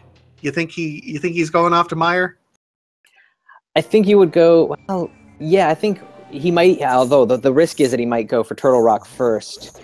With more treasure chests there, you might think that you might get find an item. Oh, never mind. Looks like he's heading towards Misery Mire.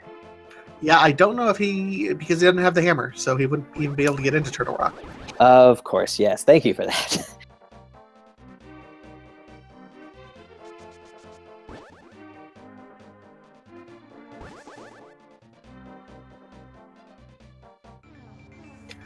Dark Shadow's getting ready to use his green goo now.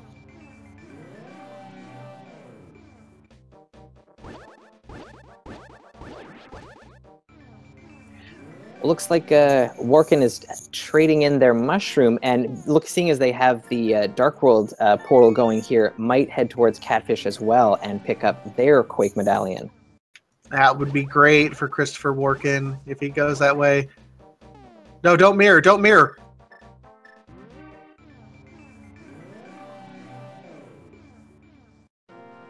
All right, so he's got the ice head down. Oh my goodness. djtifaheart getting Quake as well. Yeah, bakarbollar. That's how I'm going to pronounce his name. Bakarbollar. Go mode is imminent. He will be the first runner in go mode.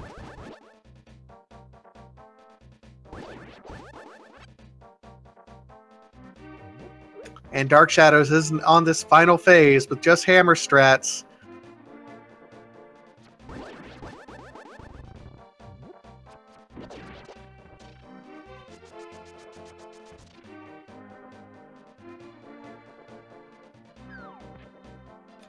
KwehstopherWarken is getting his Quake, and Dark Shadows beats Trinex. The determination.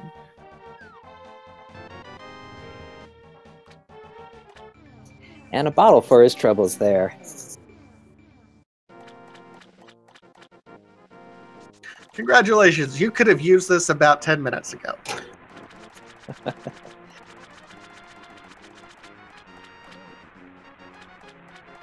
So it's nice to see that the pieces are kind of falling into place for all of our runners here, having picked up the Quake medallion. They'll get their hammer very soon, so all around progress is being made, which is always nice. When you get stuck, it's the worst feeling. And chat's cheering on Dark Shadows, you know. And if you like Dark Shadows or any of these other runners here, give them a like and a follow here on Twitch. It's the best way to support these runners. And of course, the speed gaming channels as well. Give them a like and a follow as well for all the work that we put on here for you. It's great. And Bakar officially in go mode.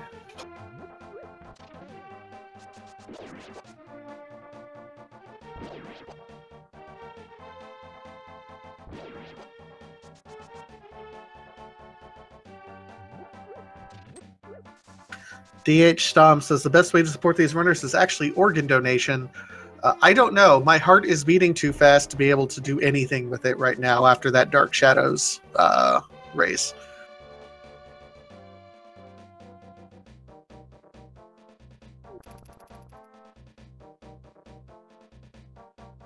Now it's kind of unfortunate for Dark Shadows. They're looking for the flippers in all the wrong places right now. So it's going to slow them down, even though they had the early advantage with the Quake medallion. Yeah, I mean, Dark Shadows ended up getting really fortunate with one overworld location with Quake, which sent him one direction, but then the other overworld location on that South Grove ledge is really hurting him. So it's the tale of the overworld locations here.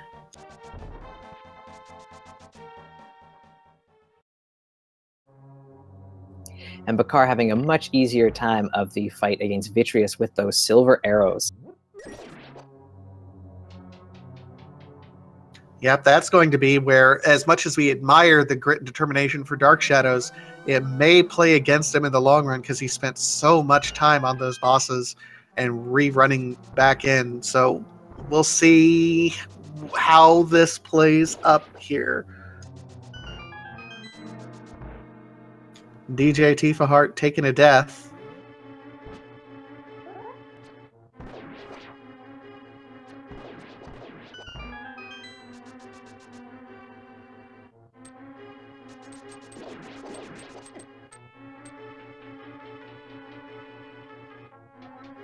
Yep, and it is worth noting again that Dark Shadows did sequence break to get that particular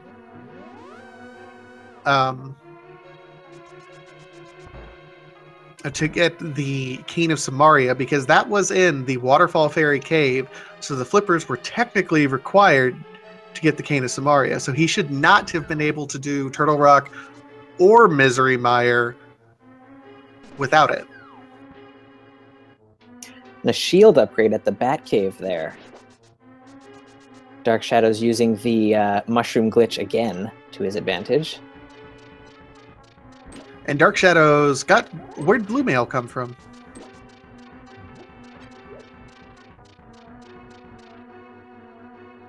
I'm not sure. Oh, Mail in Spike Cave. Okay.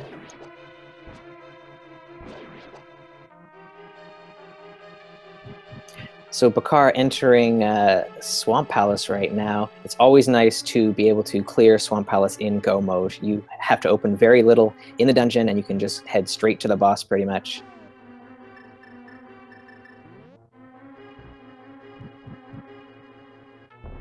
Absolutely. It's the nicest dungeon and one of the fastest dungeon. It cuts out about half of the dungeon and the different things that you have to do.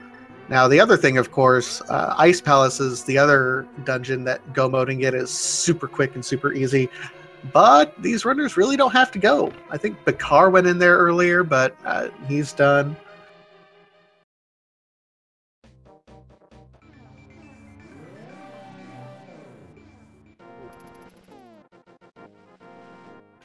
Okay, so Masta did ask in chat, and it's worth noting because again we use terminology as commentators that sometimes we forget. Not everyone knows. What is a sequence break? So, sequence breaking is when, in the logic of the game, You know, in the vanilla version of the game, for example, you have to beat Dark Palace first because the Dark Palace gives you the hammer, which then unlocks other portions of the game, so on and so forth. Then you get the flippers and the hook shot, which allows you access to other parts of the world, etc., etc. In this version of Randomizer, what ends up happening is the logic is built in so that certain things are located behind other items. For example, if the fire rod, for example, in this game was in Bonk Rocks, you need the boots to get the fire rod. So that anything that would require the fire rod to get to it, for example, in the in Skull Woods behind Mothula, we know the boots can't be there. Now, Dark Shadows did something interesting, and some of the other runners did it too, but it hasn't hurt them quite as much. The Cane of Samaria in this game was in the Waterfall Fairy cave, which the flippers are typically required, but he used a minor glitch to go ahead and get them ahead of time, which means that he had the Cane of Samaria ahead of when he was supposed to have them. That's not against the rules. Minor glitches are definitely part of the rules, but it's interesting noting which, you know, the sequence in which things happened and the way the game logic expects it to happen.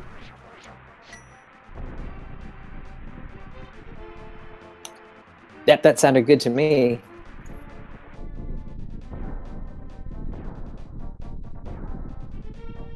And sequence breaking can give you a significant time advantage if things work out kind of in your favor. You find an item that can, you know, if you find the bow and silver arrows through a sequence break, then on dungeons before that, before finding those items, you can speed through them with quick kills on bosses or something of that nature. So finding something in a sequence break can definitely cut down your time.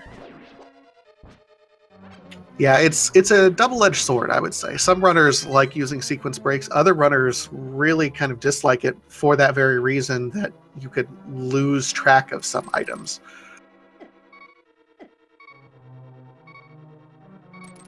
And KwehstopherWarken taking a death in Misery Mire.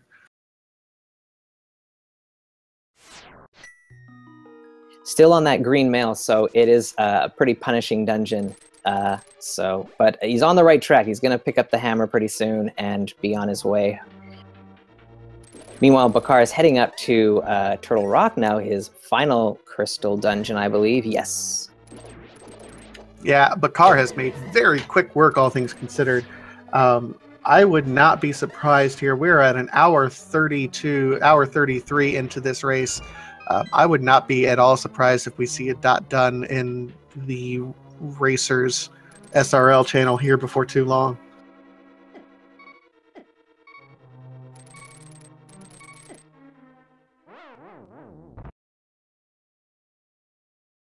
Meanwhile, djtifaheart taking care of Vitreous there.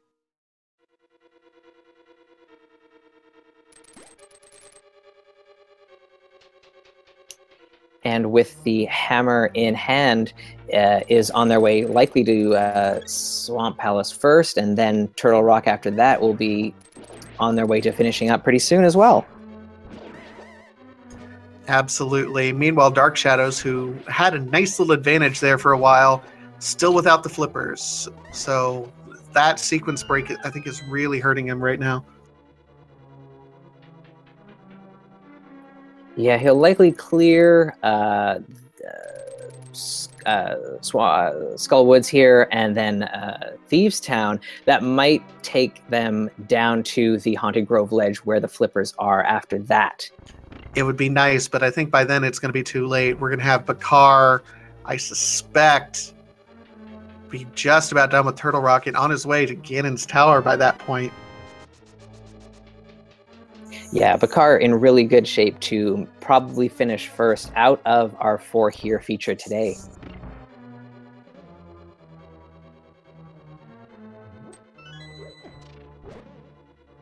Ekiog in chat asks, is the hovering trick so hard because it requires you to repeatedly frame perfect or something? I don't exactly know how hovering is done. I know that so few runners do it. It's kind of one of those swag strategies. It's allowed, but there's, again, I think much like sequence breaking, there's, your mileage may vary with hovering. I've seen some people spend a lot of time hovering, and when the hook shot was, very close to them, and they could have used the hook shot instead. So people who can hover definitely like to hover, and yeah, that's all I'll say on it. It's a cool strategy. It's a cool technique to see pulled off, but it doesn't really have a lot of applications in the game necessarily. True. Dark Shadows, finding that tempered sword, probably a little bit upset that he didn't get that a little earlier.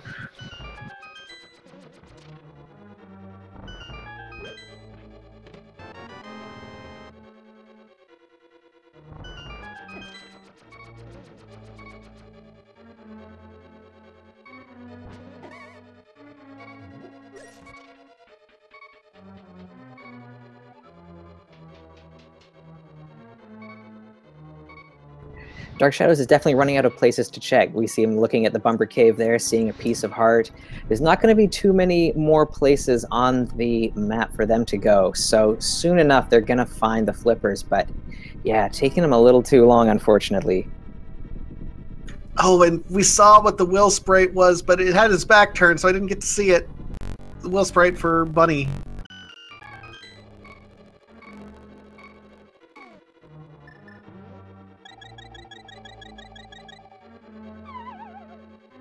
Oh my, and we have our very first dot done in the SRL. Zelgadizin, first place with an official SRL time of 1 hour, 37 minutes even. And wow, Hippo's GG's. right behind him.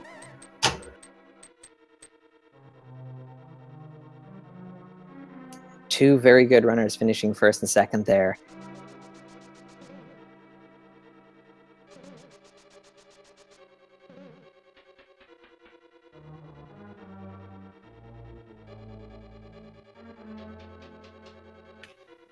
And another dot forfeit from someone who says that was just a waste of time. And this has been a really frustrating seed. I do not blame runners for being really frustrated with this particular seed.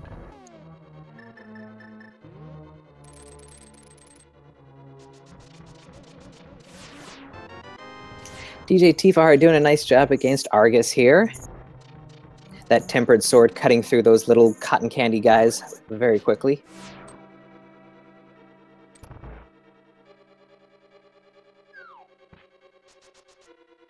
And Ink Nun has finished in third with 1 hour, 38 minutes, 10 seconds. We'll try to get the top 10 in here announced at any rate, just to shout out to the people who really put in a lot of time and effort towards getting this done as quickly as they can. I think the top 10 deserve recognition, too.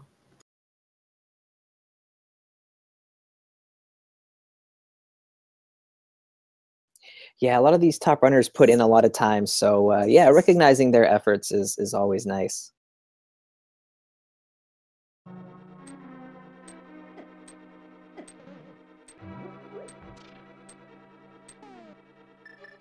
Yeah, if you're just tuning in, bakarbollar is in go mode, about to take on his last Crystal Dungeon Trinex.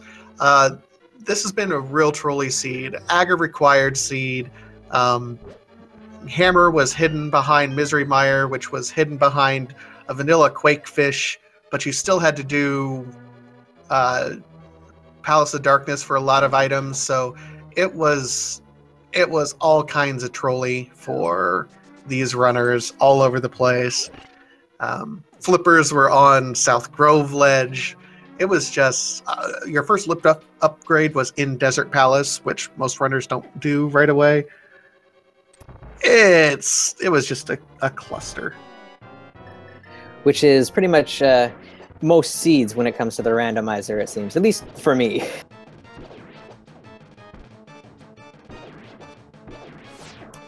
And we've had our fourth place finisher come in with a time of 1:30:35. It's ACMLM.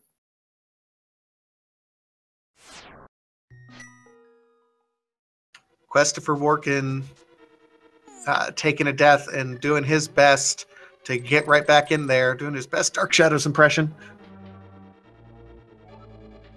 And yes, we are on our way to Ganon's Tower. Ladies and gentlemen, there's a game we like to play here in the randomizer community. There are 22 treasure chests in Ganon's Tower that might contain the big key to get into the final phase of Ganon's Tower. 1 through 22. Get your guesses in chat. Sabatender, my good friend. What are you going to pick? I'm going with number 11. Vitasia, what do you think? I'm going to go with something early. I'm going to go with Firebar Room if we go with the left side dip. So I think that's 8 if in normal sequence. Yes, I think you're right there. Oh, but Bakar's going straight left, not even checking the right side first. So bombs are on the torch. So Bob lives. We have 5th place also Sonicam finishing with a time of 1:41.15.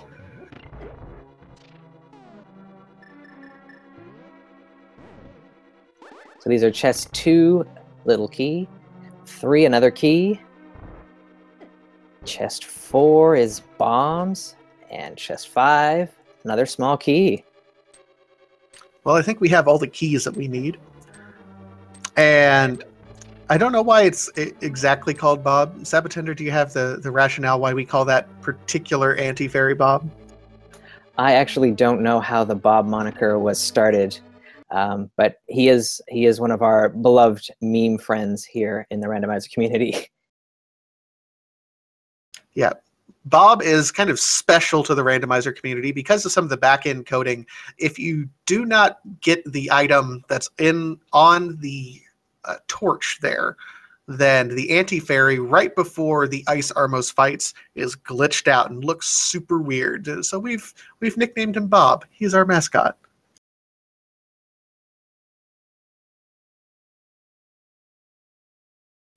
So I'm afraid your Firebar guess turned up nothing.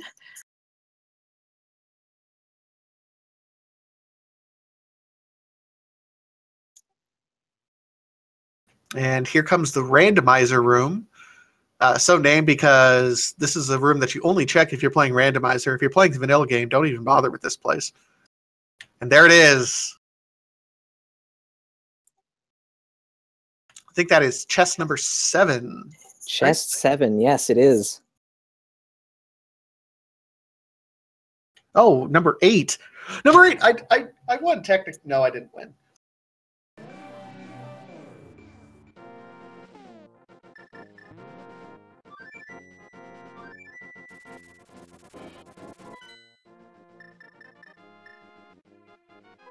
So now Bakar making his way up Ganon's Tower. Going through this gauntlet, we do have Prior 57 finished in 6th place with a time of 1:43.26.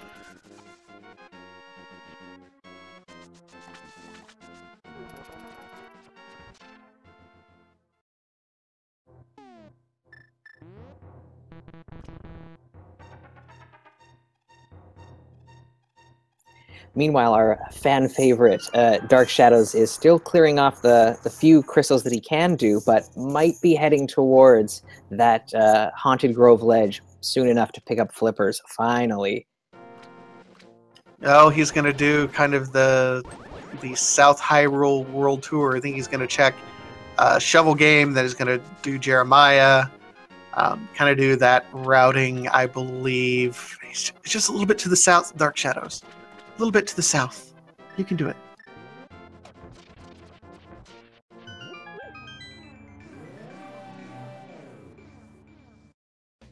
Shout out to Mikan, who finished in 7th place at 1:44.30.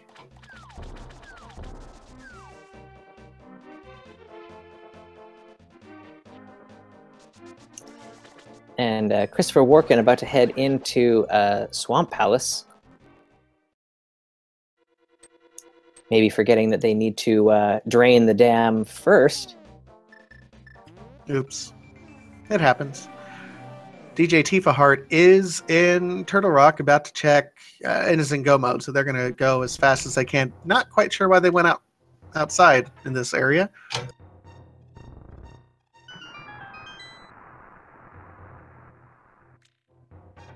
Really wanted that shield upgrade, I guess.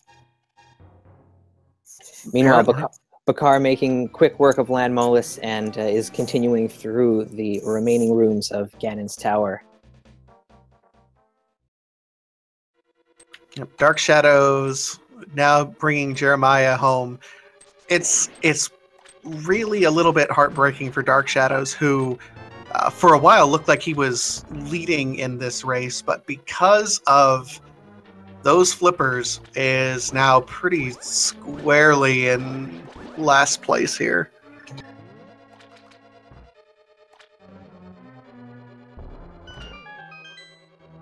Yeah, it shows you how an early advantage can kind of, fade away over time if you miss out on other items that you're looking for.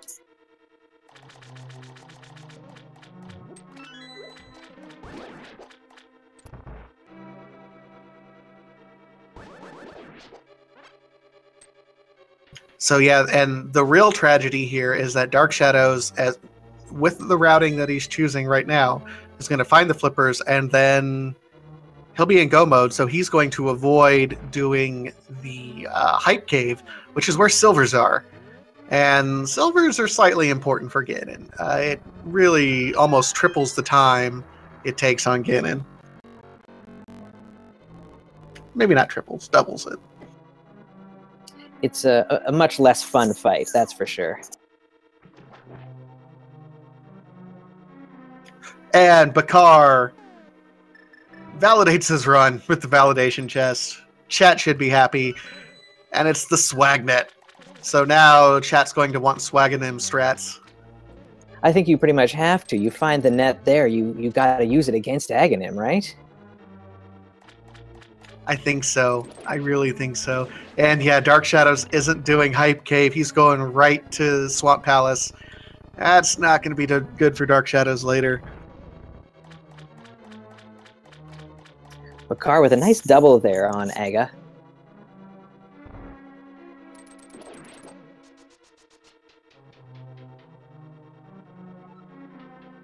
We'll see if Aga 2 has as many blue balls as Aga 1 had.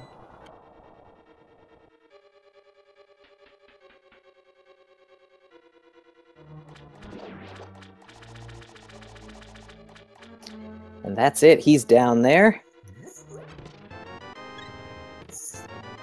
All that is left is the pig. Worth noting, Bakar's still in green mail. That's going to be a little bit rough there for Bakar, but I think he's capable of doing it. Ben Teasy finishes in 8th place with a time of 1:48.11. I Smoked Meth Daily 69.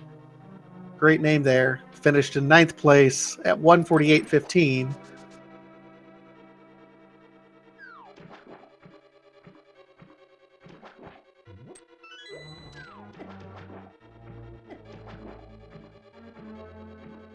And Bakar takes a death, unfortunately. The pig hurts in green mail.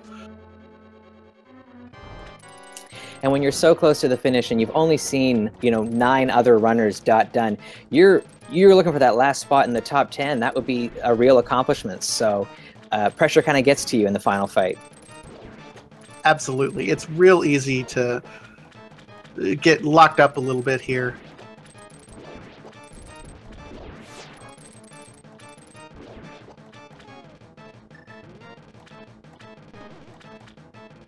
And Bakar using cape strats.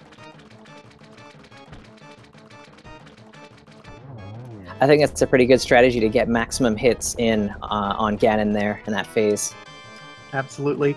And in 10th place, Evanitis with a time of 1:49.13. And yeah, quick shout out. We do have an 11 o'clock race coming up here in about an hour, and it is going to be a Key Sanity race. It'll be over on Speed Gaming The Original is what it's scheduled to be on. So if you want to check out Key Sanity, which is a variation of open mode, Effectively, keys, maps, and compasses for all the dungeons are mixed in with the regular overworld loot. So you can find the big key to Dark Palace in like Link's treasure chest. It's super fun, and you should definitely watch it. Unfortunately, Bakar falling to Ganon there, so it's gonna have to start the fight all over again. It's too bad. Is he not getting the ferry and the tree pole down there? Looks like he's run right past it there. That's one of those things that sometimes people don't realize is there because they've never actually seen it. If all you've done is watch Randomizer, you forget little things like that because the top runners don't ever need it. But for a filthy casual like myself, I need it.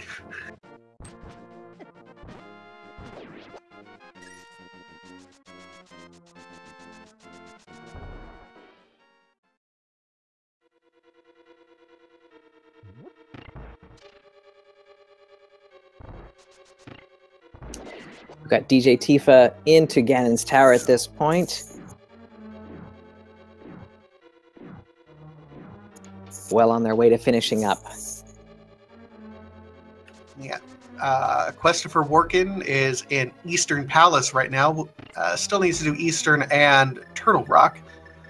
Meanwhile, it just looks like Dark Shadows only has Eastern, so made up a little bit of time here. All of our runners have the finish line in sight here, so that's great. Bakar finally into phase 4 again.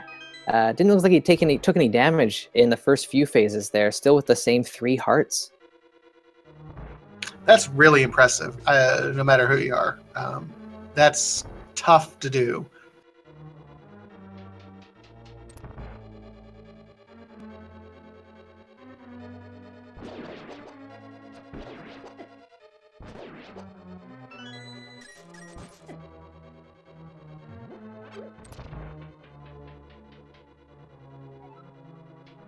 This is going to be a little bit tight here for Bakar. Oh, gets the shot off. Whew. Wow, and that's it. GG's to Bakar for finishing up. The first of our 4 finishers on stream here today. And Bakar finishes in 13th place with a time of 1:52.49. GG, bakarbollar, and I'm going to ask him how to pronounce his name once he gets here. But finishing first amongst our featured runners, GG, sir, or ma'am.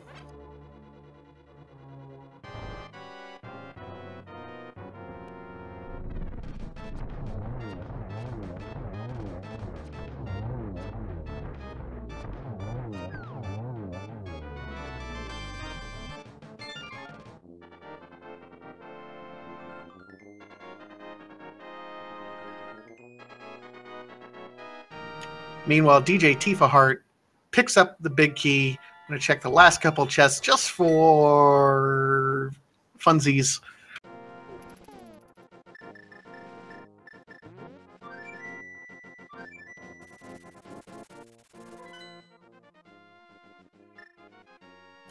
Starman DLX, what's with the and scene though? There's just an ending at the end of every Zelda match. Sometimes it'll say, but your princess is in another castle, or and Zelda is safe again, and it'll just come up. There's just a random game ending kind of cliche quote.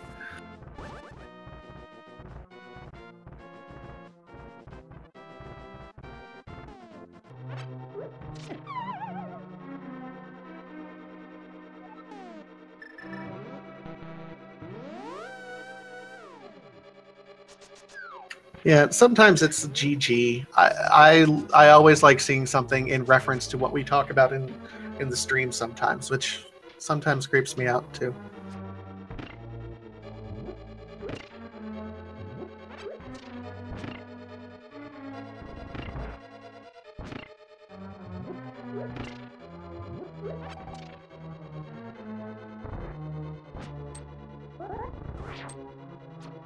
So we'll see if we can get Bakar in here soon enough, trying to figure out all the ins and outs of Discord at the moment, I believe. But in the meantime, DJ Tifa heading up Ganon's Tower, and Dark Shadows on his way over to Ganon's Tower. KwehstopherWarken heading over to Turtle Rock, their last crystal dungeon.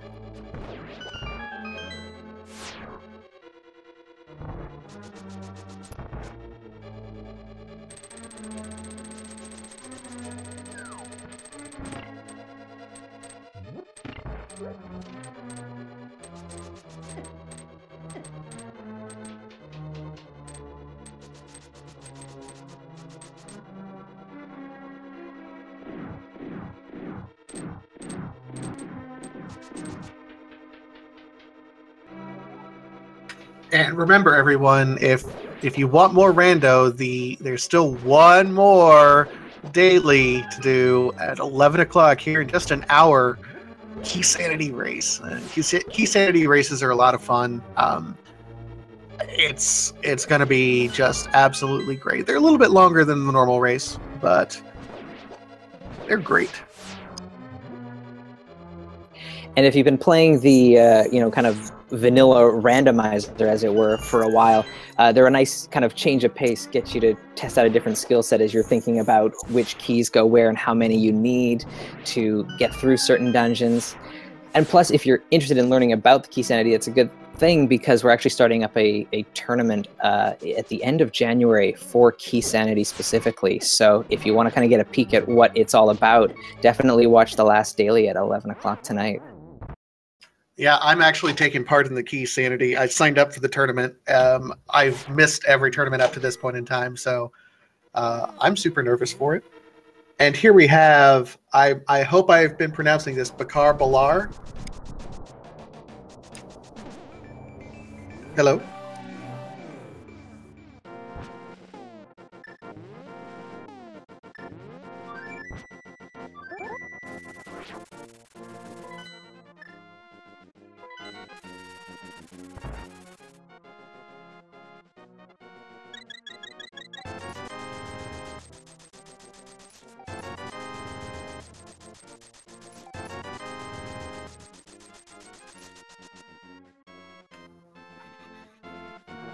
Okay, so Bakar's in channel. We're going to be working with them to get everything set up properly.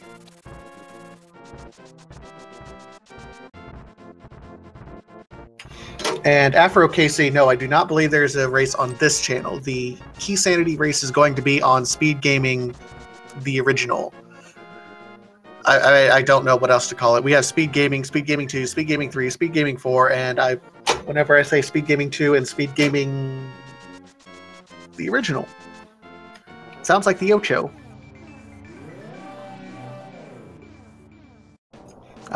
Tifa, unfortunately, went out to buy potions and then realized that she started mirroring and lost her warp, so has to go get... Yeah.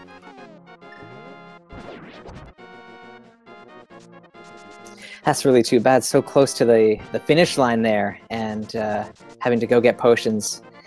Ugh. Yeah, it's a little bit rough.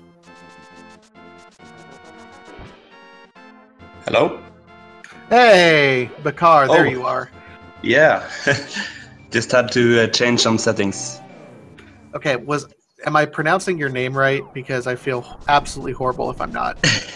Yeah, well, it's kind of a Norwegian name, I'd say. But it's fine. Well, tell me how to say it, because I and everyone else in chat wants to know how to pronounce your name. Yeah, so it's bakarbollar. Bakarbollar. Okay. Yeah, straightforward. So yeah, so kind of clutch Ganon fight there at the end. Yeah, you went in 3 hearts.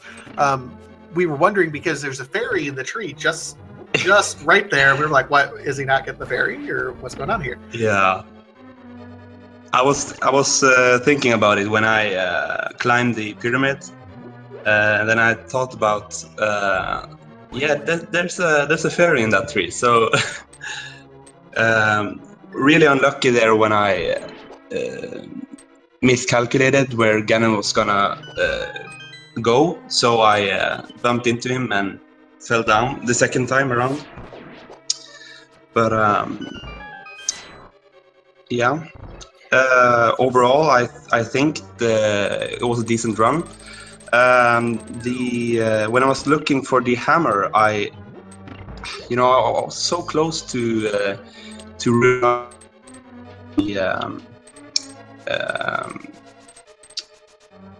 catfish when I was done doing the graveyard ledge, but then I opted to go back to Village of Outcast. Yeah, that catfish location for Quake was a bit of a troll there. We had one of our featured runners find it quite early, and we were just pleading that, hoping that the rest of of you guys would get it. But it took you a little while to find it. But once you did, you were on the right track for sure. Yeah, I kind of knew once I saw the Quake. I kind of knew where the seeds were sending me. But yeah. Other than that, I think the items you got at the start, like the early items, was crazy. It really opened things up really quickly, where you've got the flute, you've got the moon pearl, you got the mirror, so you had a lot of things that you were kind of thinking about where you might want to go next with the seed. Yeah. I went early up at the Death Mountain at the Tower of Hera. Quickly finding out I need a fire source to clear that dungeon, even though it's a pendant dungeon. So I kind of gambled for there to be something there. So second time around, when I went up to Tower of Hera, finding the lamp, I was pretty happy with that. That's when we started to think, or we were already thinking, that it might be an Aghanim required seed. When you got the lamp, were you starting to think that that's what was happening? Actually, I did not think about. I mean, when I digged up the cape, that's when I thought, okay, this has to be an Aga seed. But I did not think about it earlier. No, it didn't cross my mind. So yeah, I'm kind of glad I got that cape, because Aga for me at that point was kind of wiped out of my thinking. Oh yeah, and usually a lot of runners just that you don't want to do it, and you definitely leave it out of your mind until it's literally the last option. Yeah. So, but I got kind of nervous when I saw. I remembered that I did not check the hobo. Even though hobo didn't have anything, I thought to myself that maybe, just maybe, he could have the hammer, for example. So I could have a sequence break into not doing Aga. That's what was on my mind. Like, I was nervous about it, even though it's such a small chance. But yeah. Well, I guess you were kind of relieved then that it wasn't anything that you could have used. Yeah, because I did sequence break into the Fountain Fairy, finding the red cane. But yeah, I don't know. The only place there could have been something instead of me, like I had one more place to check, I think, that was Sora, before going into to Aga 1. So, but I was pretty certain at that point this had to be an Aga seed. So yeah. Yeah, the early goings were pointing towards Aga.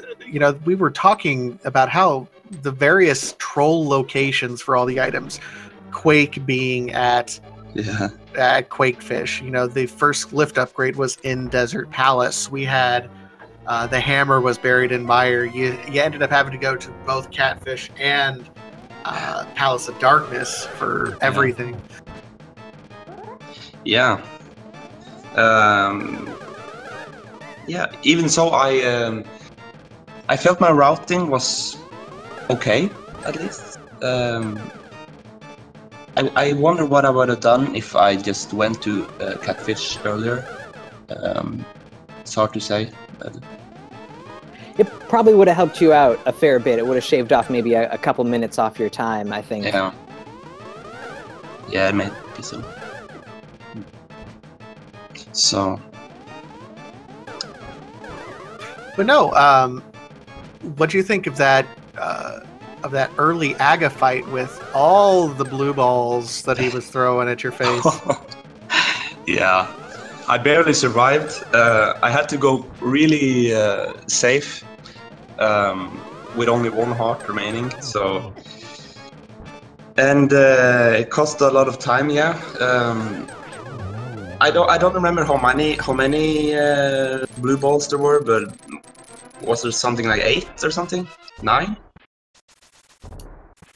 I think we just lost count. Yeah. It was 7, 8, 9, somewhere around there. Yeah. Yeah.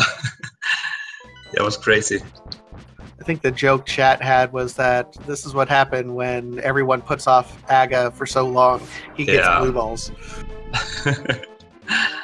So true. Really fun seed though. Yeah, sometimes it is, even if a seed is kind of trolling you, yeah, it's fun to try and like work out the puzzle itself. So yeah.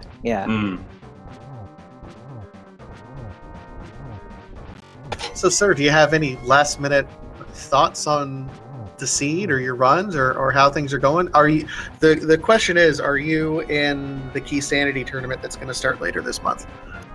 No, I'm actually not. I didn't know about it. I didn't notice. I knew about the other tournament, the NMG, or actually there was this guy who told me, my friend, who told me about the Key Sanity tournament earlier today. So when is the registration closed? Or I think it closes pretty close to when the tournament actually starts, which is like January 29th or somewhere around there. So you do have time to still sign up. I think I should do that. Really enjoying Link to the Past Randomizer. Quite new to the game in that sense of the randomizer. That being 4 or 5 months now, but really enjoying the game. Oh, that's awesome to hear. Yeah, it's a lot of fun.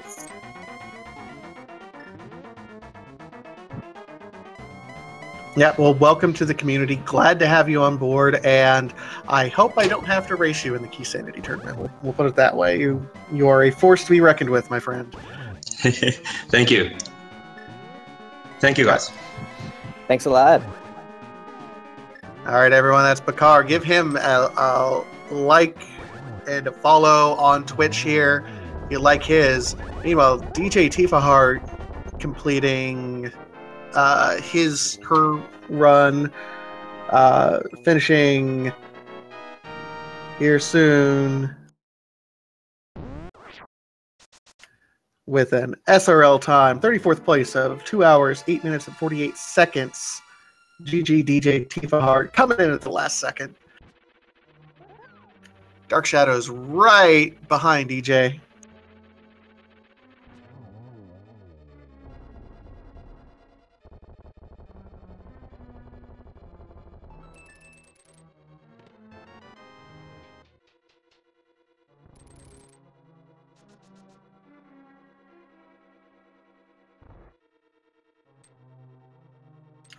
See if we can get djtifaheart in here shortly. Dark Shadows is about to start his Aga 2 fight.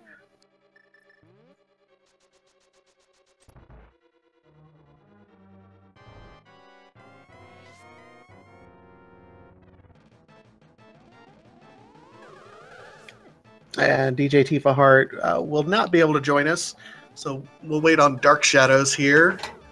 Looks like to be the next commentator. Using bugnet strats. That's a man of the people right there, Dark Shadows.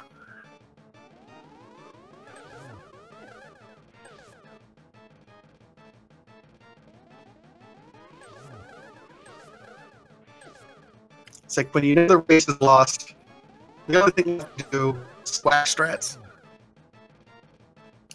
Yeah, you found out that you were going to be getting restreamed, so you might as well give the people a bit of a show.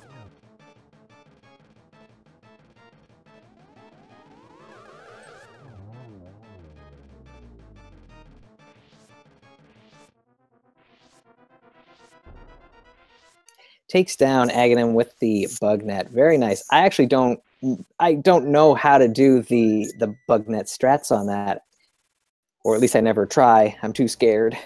Yeah, it's literally just using the bug net, and it reflects just like a sword spin.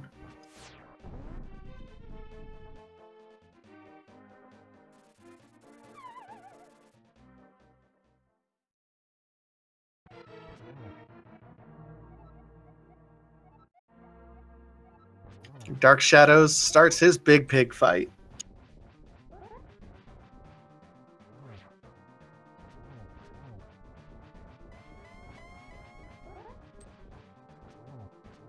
With the blue mail, these hits will be a little less painful, but Ganon still packs a punch for sure. Absolutely. Still, I think the most painful boss in the game, bar none. Rightfully so. I mean, if Ganon didn't hit harder than anything else, he wouldn't be the boss.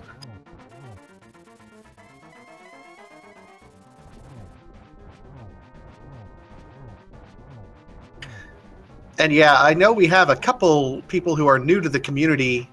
Uh-oh, Dark Shadows, get your potion. Whew.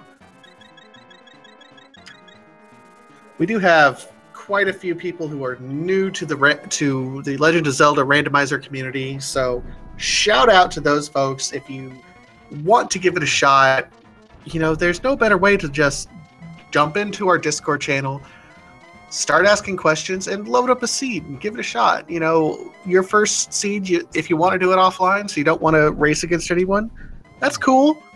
We're fine. But we're here for any questions and answers. The entire community is more than willing and happy to help everyone out with any questions they might have. It's one of the best internet communities that's out there, bar none. Definitely, definitely. I fully agree.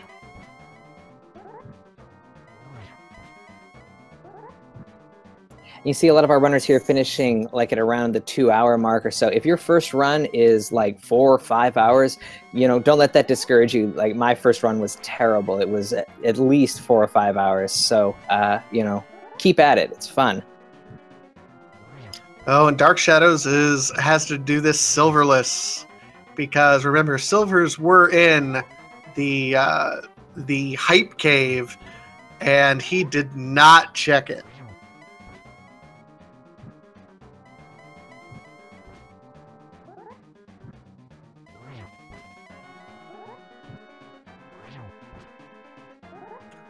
Well, Master 1080, give it a shot. You'll love it. You'd be surprised how much you remember from your childhood. Trust me on that one.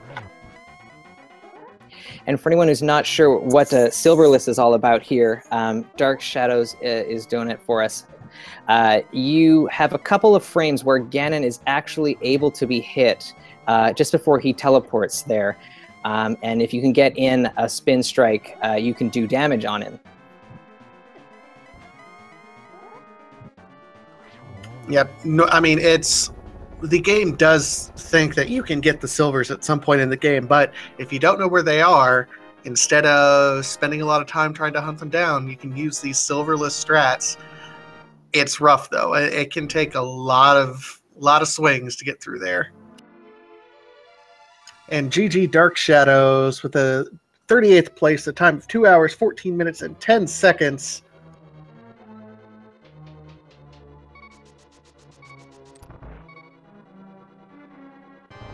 Shout out to Bacon, who finished just before Dark Shadows at 37th place, 2 hours, 14 minutes, and 8 seconds. Did set a personal best by 6 minutes on that one, so shout out to Bacon with PB.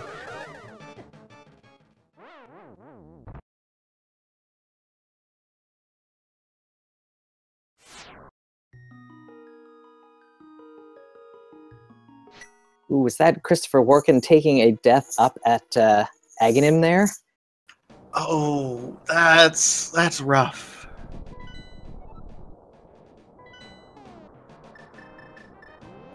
I think KwehstopherWarken is going to go get some Gestal Greens. Get ready for this fight.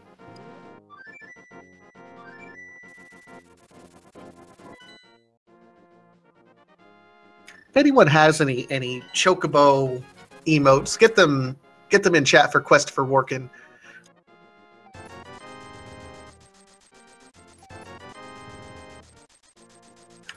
And I think we're here with DarkShadows59. Is that you, sir? Yeah, that's me. Can y'all hear me? Yeah, we can hear you just fine. How you feeling after that scene? Let's just say there was a lot of self-inflicted suffering on that scene. Yeah, real glutton for punishment on that one for sure. Oh, you are the people's champ, though. I mean, taking on Vidi twice with 6 hearts and green mail and bombs, and then going in for a couple times for Trinex. My God, man, you are a madman. Yeah, when I got to Ganon's tower, I figured, you know what? I can't be anywhere in the top. Let's just go for swag and get the bug net in there as well. That was very much appreciated by everyone. Oh. So you were the first of our featured runners to find the Quake medallion. That gave you a huge edge on everybody else. What went through your mind when you found that? I saw the vanilla Quake and I'm thinking, we don't have a lot of options. I hope this pays out. Yeah, if it weren't for those flippers, I think you were still in really good shape, even with the long Vitreous and the long Trinex fights. You were still in really good shape. It was just finding those flippers, and you were all over the place looking for those. That was part of the reason I went to Turtle Rock as early as I did. Even when I just had Master Sword Green Mail, I was looking for flippers for Go mode. So I want to make sure you're aware that you did sequence break to get the Cane of Samaria, which was behind the Waterfall Ferry. So I recognized that after I finished Meyer. Oh, it couldn't have been in Turtle Rock. Yeah, it couldn't have been in Turtle Rock. There you go. There you go. And I think flippers was the last thing I was looking for Go mode. It was still decent to go through it, though, because at that point I was still on tempered green. It's totally not a bad play to go for Turtle Rock, seeing as what you had in your inventory to work with. Absolutely. That first time through the Chain Chomp room, I hit the cane perfect to get the invincibility frame to not die to the first Chain Chomp, and then I run into the second Chain Chomp. I'm like, oh my goodness. I want to see how many deaths I had, because that was just Death City for a lot of it. We had some requests for a death counter for you. I'm not gonna lie.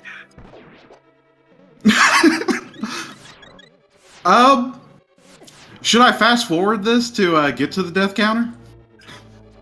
I mean, that'll be an interesting little thing. Yeah, I mean, you were just doing great, and I mean, you still people's champ. You were the people's champ, man. Hey, I'm glad I could put on a show for the audience. It felt like moments of good to higher level execution combined with moments of oops. Yeah, there was definitely some good stuff going on there. So yeah, no shame in that at all. What did you think of the having to do Aghanim? Like, at what point were you like, okay, this is looking like an Aga seed? When I got the Master Sword. Picking up a Master Sword earlier on is definitely I guess like one of the signs that this could be something.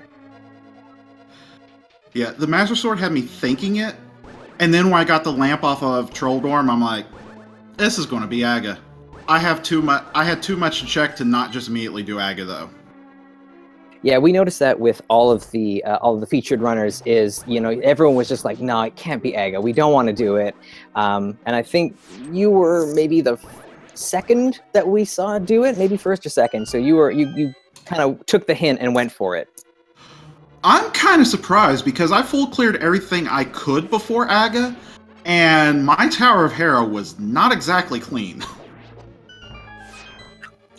Real quick, I want to give some shout outs. Walter 4, 39th place, improved their personal best by 12 minutes and 18 seconds, and then Zets at 40th place improved their personal best by 59 minutes and 37 seconds.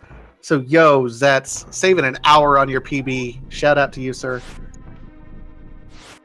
If you went the way I think the seed intended, this was a friendly seed. I turned it into, like, one of the worst seeds I could run. Yeah, it was fairly friendly, but you just took a bit more of an unorthodox route, I guess, through it. Well, I figure we have the Key Sanity tournament coming up. We have a tournament in the spring as well. So, that's one way to practice. 9 deaths, not as many as I thought. Hey, that's not too bad, actually, yeah. We'll take it, you know. Yeah, definitely. At least I didn't have to do Ice Palace. Yes, that is true. Now, it's interesting because Bakar ended up doing Ice Palace. That's where the powder was, and you're gonna kick yourself. Silvers were in Hype Cave. Really? Yeah, you were just like inches from there. We're like, no, we know he's gonna find the flippers before he gets there. Oh, too bad. I thought you were going to say Purple Chest.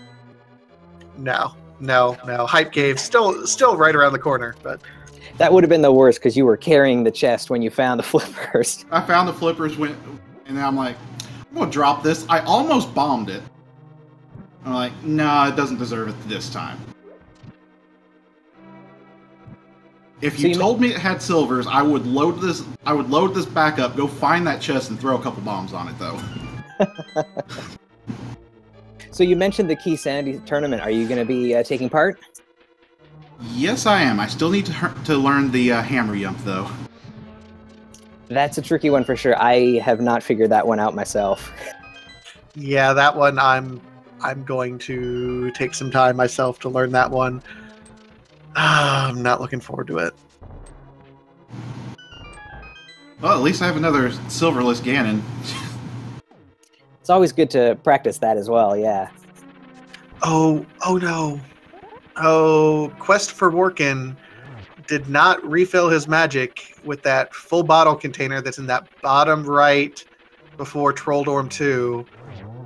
Oh, he's got almost no magic going into Aga 2 and won't be able to refill before Ganon. He does have some goo, though, so hopefully that will cover that. Yeah. Goo is your friend. Yes, indeed.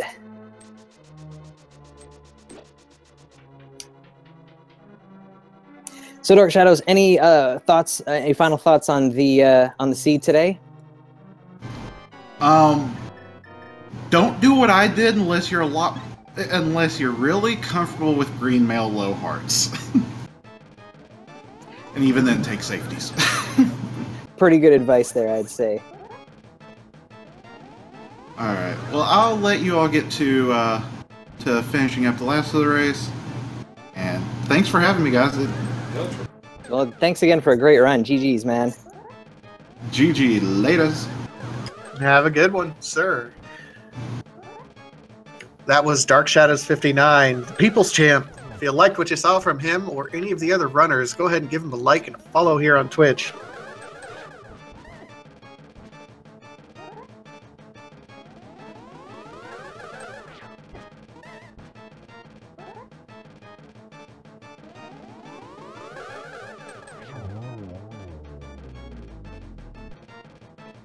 Right, so there we go. KwehstopherWarken on his way to the Big Pig.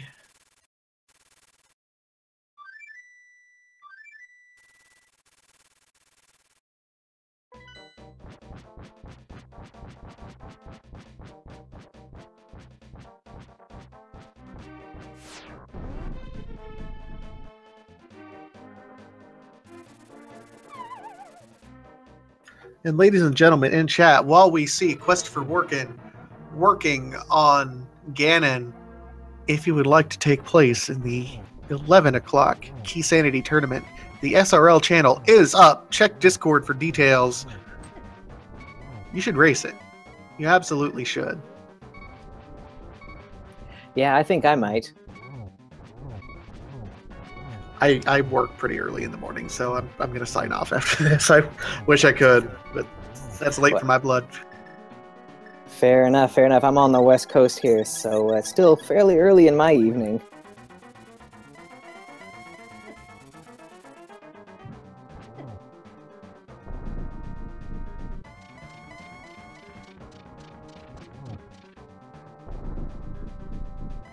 All right, so KwehstopherWarken, 5 hearts. He's got to be careful here. He does have silver arrows. And with 666 rupees.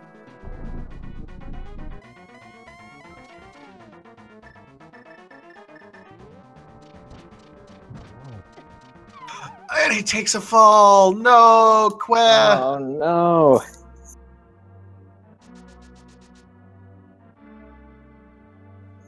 Now, does he grab the fairy in the tree? We'll see. Does he know? Do you know about the fairy? You don't look like... Oh, yes, he does! Faked us out there, I think.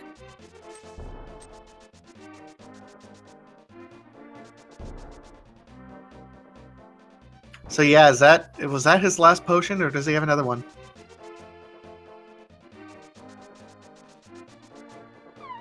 I'm going to guess he's still holding on to one.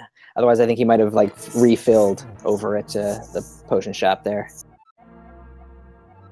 And hey, shout out to ya bud Miko in 42nd place. Improved his personal best by 23 minutes. Lots of personal bests. I like seeing people getting their personal best. That means people are practicing, taking time to get better at this game. And this is not an easy seed to get a PB on by any stretch.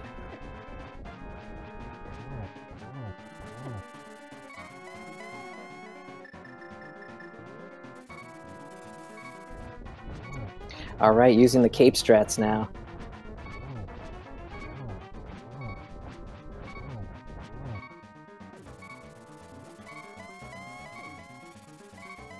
Oh, got sniped by the last bat.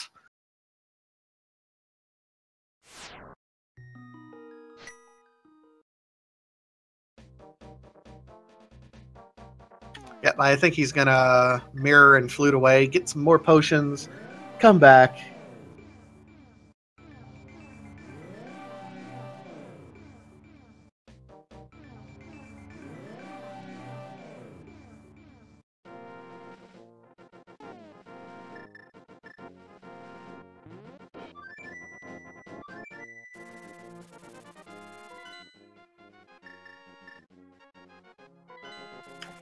All right, so KwehstopherWarken, everyone in chat, if you're still around, if you haven't gone over to the Key Sanity tournament yet, I need everyone in chat to send good vibes and cheer on KwehstopherWarken with whatever Final Fantasy stuff you have.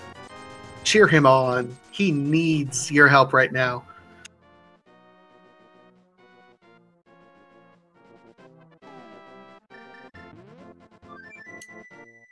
So now with, what, is that 3 bottles of blue goo?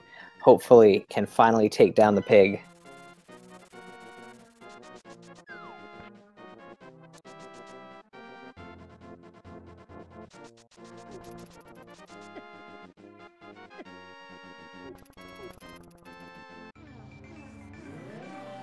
Yep, Warken.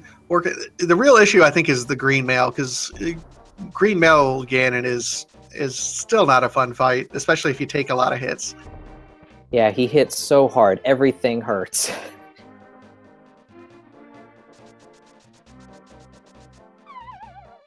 Yeah, green tunic Ganon is just it sucks. I mean, there's no two ways about it.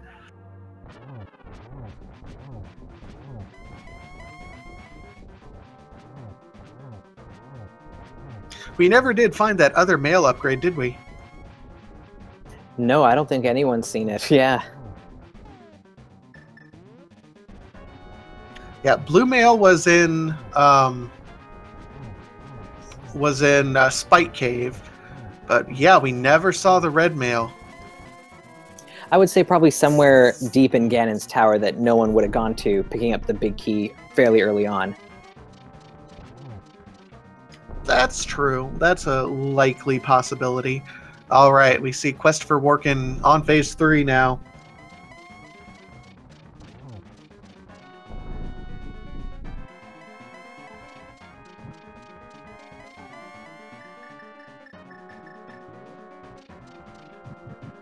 All right, gets the torch glitch, which is very important when you're running low on magic.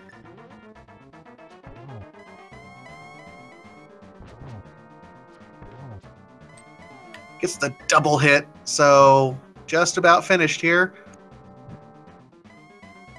He's playing it safe. Oh, gets hit. Gets sniped a little bit.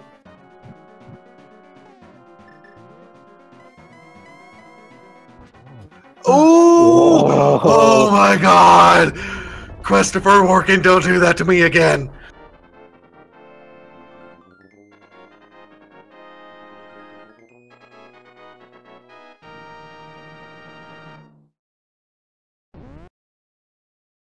GG, KwehstopherWarken, with an official SRL time at 43rd place of 2 hours, 31 minutes, and 52 seconds. GG, KwehstopherWarken.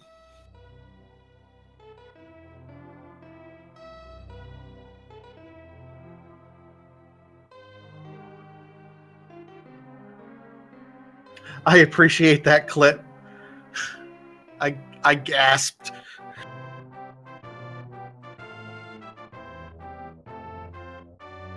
Let's see if Kwehstopher wants to get in here to do a quick interview. We don't have a ton of time. Want to make sure to get everyone have their comments here.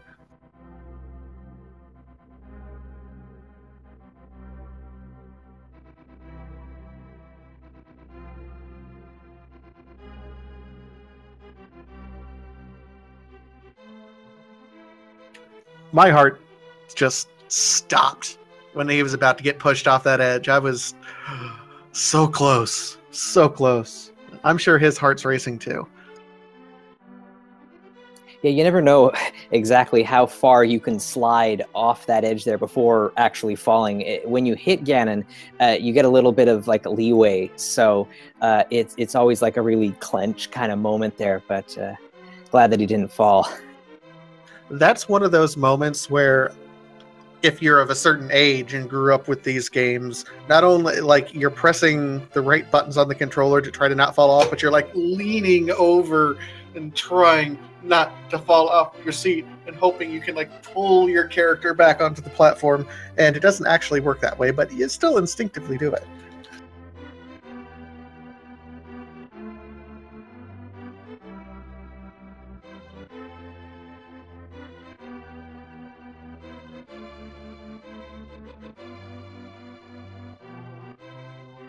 So it should just be a second or two and we'll have...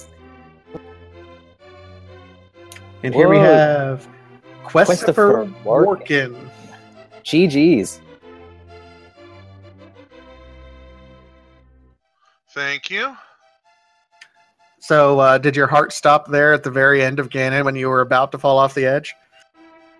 Just a little bit. I'm like, no, not again, not again. But you didn't fall. You finally you pulled it off there. So well done. What did you think of the early part of this seed with Aghanim being required? How long did it go before you thought, "Oh my God, I've got to do Aghanim now"? It was about 40-ish minutes in where I'm like, okay, seed says Aghanim. Okay, Aghanim done. Let's go do this. It was actually kind of the last thing I had to do before I couldn't, like, well, I've got Cape, I've got Master Sword, and I don't have a way to get into the Dark World. Aga time. Yeah, it's usually the last thing that anybody wants to do. So the other featured runners also left it to the very last thing they could have possibly done. So you weren't alone in that. Yeah, I'm just sitting there going, well, I'm doing all this other stuff. I've got plenty of other things to do. And it didn't really click in my head to go do AGA. Usually I'm looking for that when I play this, but I haven't played in a while. So I'm finally sitting here going, I'm looking at my tracker like, I don't have anything to go to the Dark World, but AGA is screaming in green on my tracker. I'm like, well, I guess I'm going there. And then once you got into the Dark World, there still wasn't a whole heck of a lot that immediately got you going. Did you end up going into Palace of Darkness fairly early? I can't quite remember. I went straight there. That was the first thing I did, because I'm like, well, that's about the only place I can go. I don't have hookshot. I don't have gloves. I can't do anything. I can go to pod, and that's it. And sure enough, exactly what you were looking for was in there with the hookshot being there. So that probably set you in the right direction, yeah? Well, I'm sitting there going, well, it didn't give me a whole lot, but it gave me something to work off of. And then at that point, I was able to... I don't even remember at this point. It's been a minute. Totally. I think it was the Titan's Mitts were also in Palace of Darkness, and that really opened the Titan's Mitt were what really blew the seed open. It's like the hook shot was nice, but the Titan's Mitts, poof, boom, it was blown wide open with the Titan's Mitts. The hook shot was just icing on the cake. And hey, quick shout out to chat. I'm not kidding here. His name is Scrub Casual. Improved their personal best by 41 minutes, 56 seconds. So, see? But yeah, what really ended up trolling you and really a lot of the runners was that Quake medallion there up on Catfish, because there was Quake opened up both Turtle Rock and Misery Mire, and everyone's just kind of running around wondering where the next item was. You couldn't get Hammer because that was locking everything, and that was in Misery Mire. So that Quake medallion was kind of trolling you guys there for a while, wasn't it? Quake wasn't really on my radar at that point in time. I'm sitting here looking, where the heck is this flipping Hammer? And I'm sitting here going, doing everything I can, and at one point I'm like, okay, let's go do, let's bang out North Dark World. I've got the fungus, so I'll pick that in while I'm in there, and I'll do North Dark World. I'm sitting there, I do Catfish, and it gives me Quake, and I'm like, is this even random? What the heck? And it doesn't click on me until, I don't remember, like maybe 10 or 20 minutes later. Okay, I've got nothing else. Okay, Mire, that's where I'll go, and I'll see if I can get anything done in there, and lo and behold, there's the Hammer. There's the Hammer, yeah.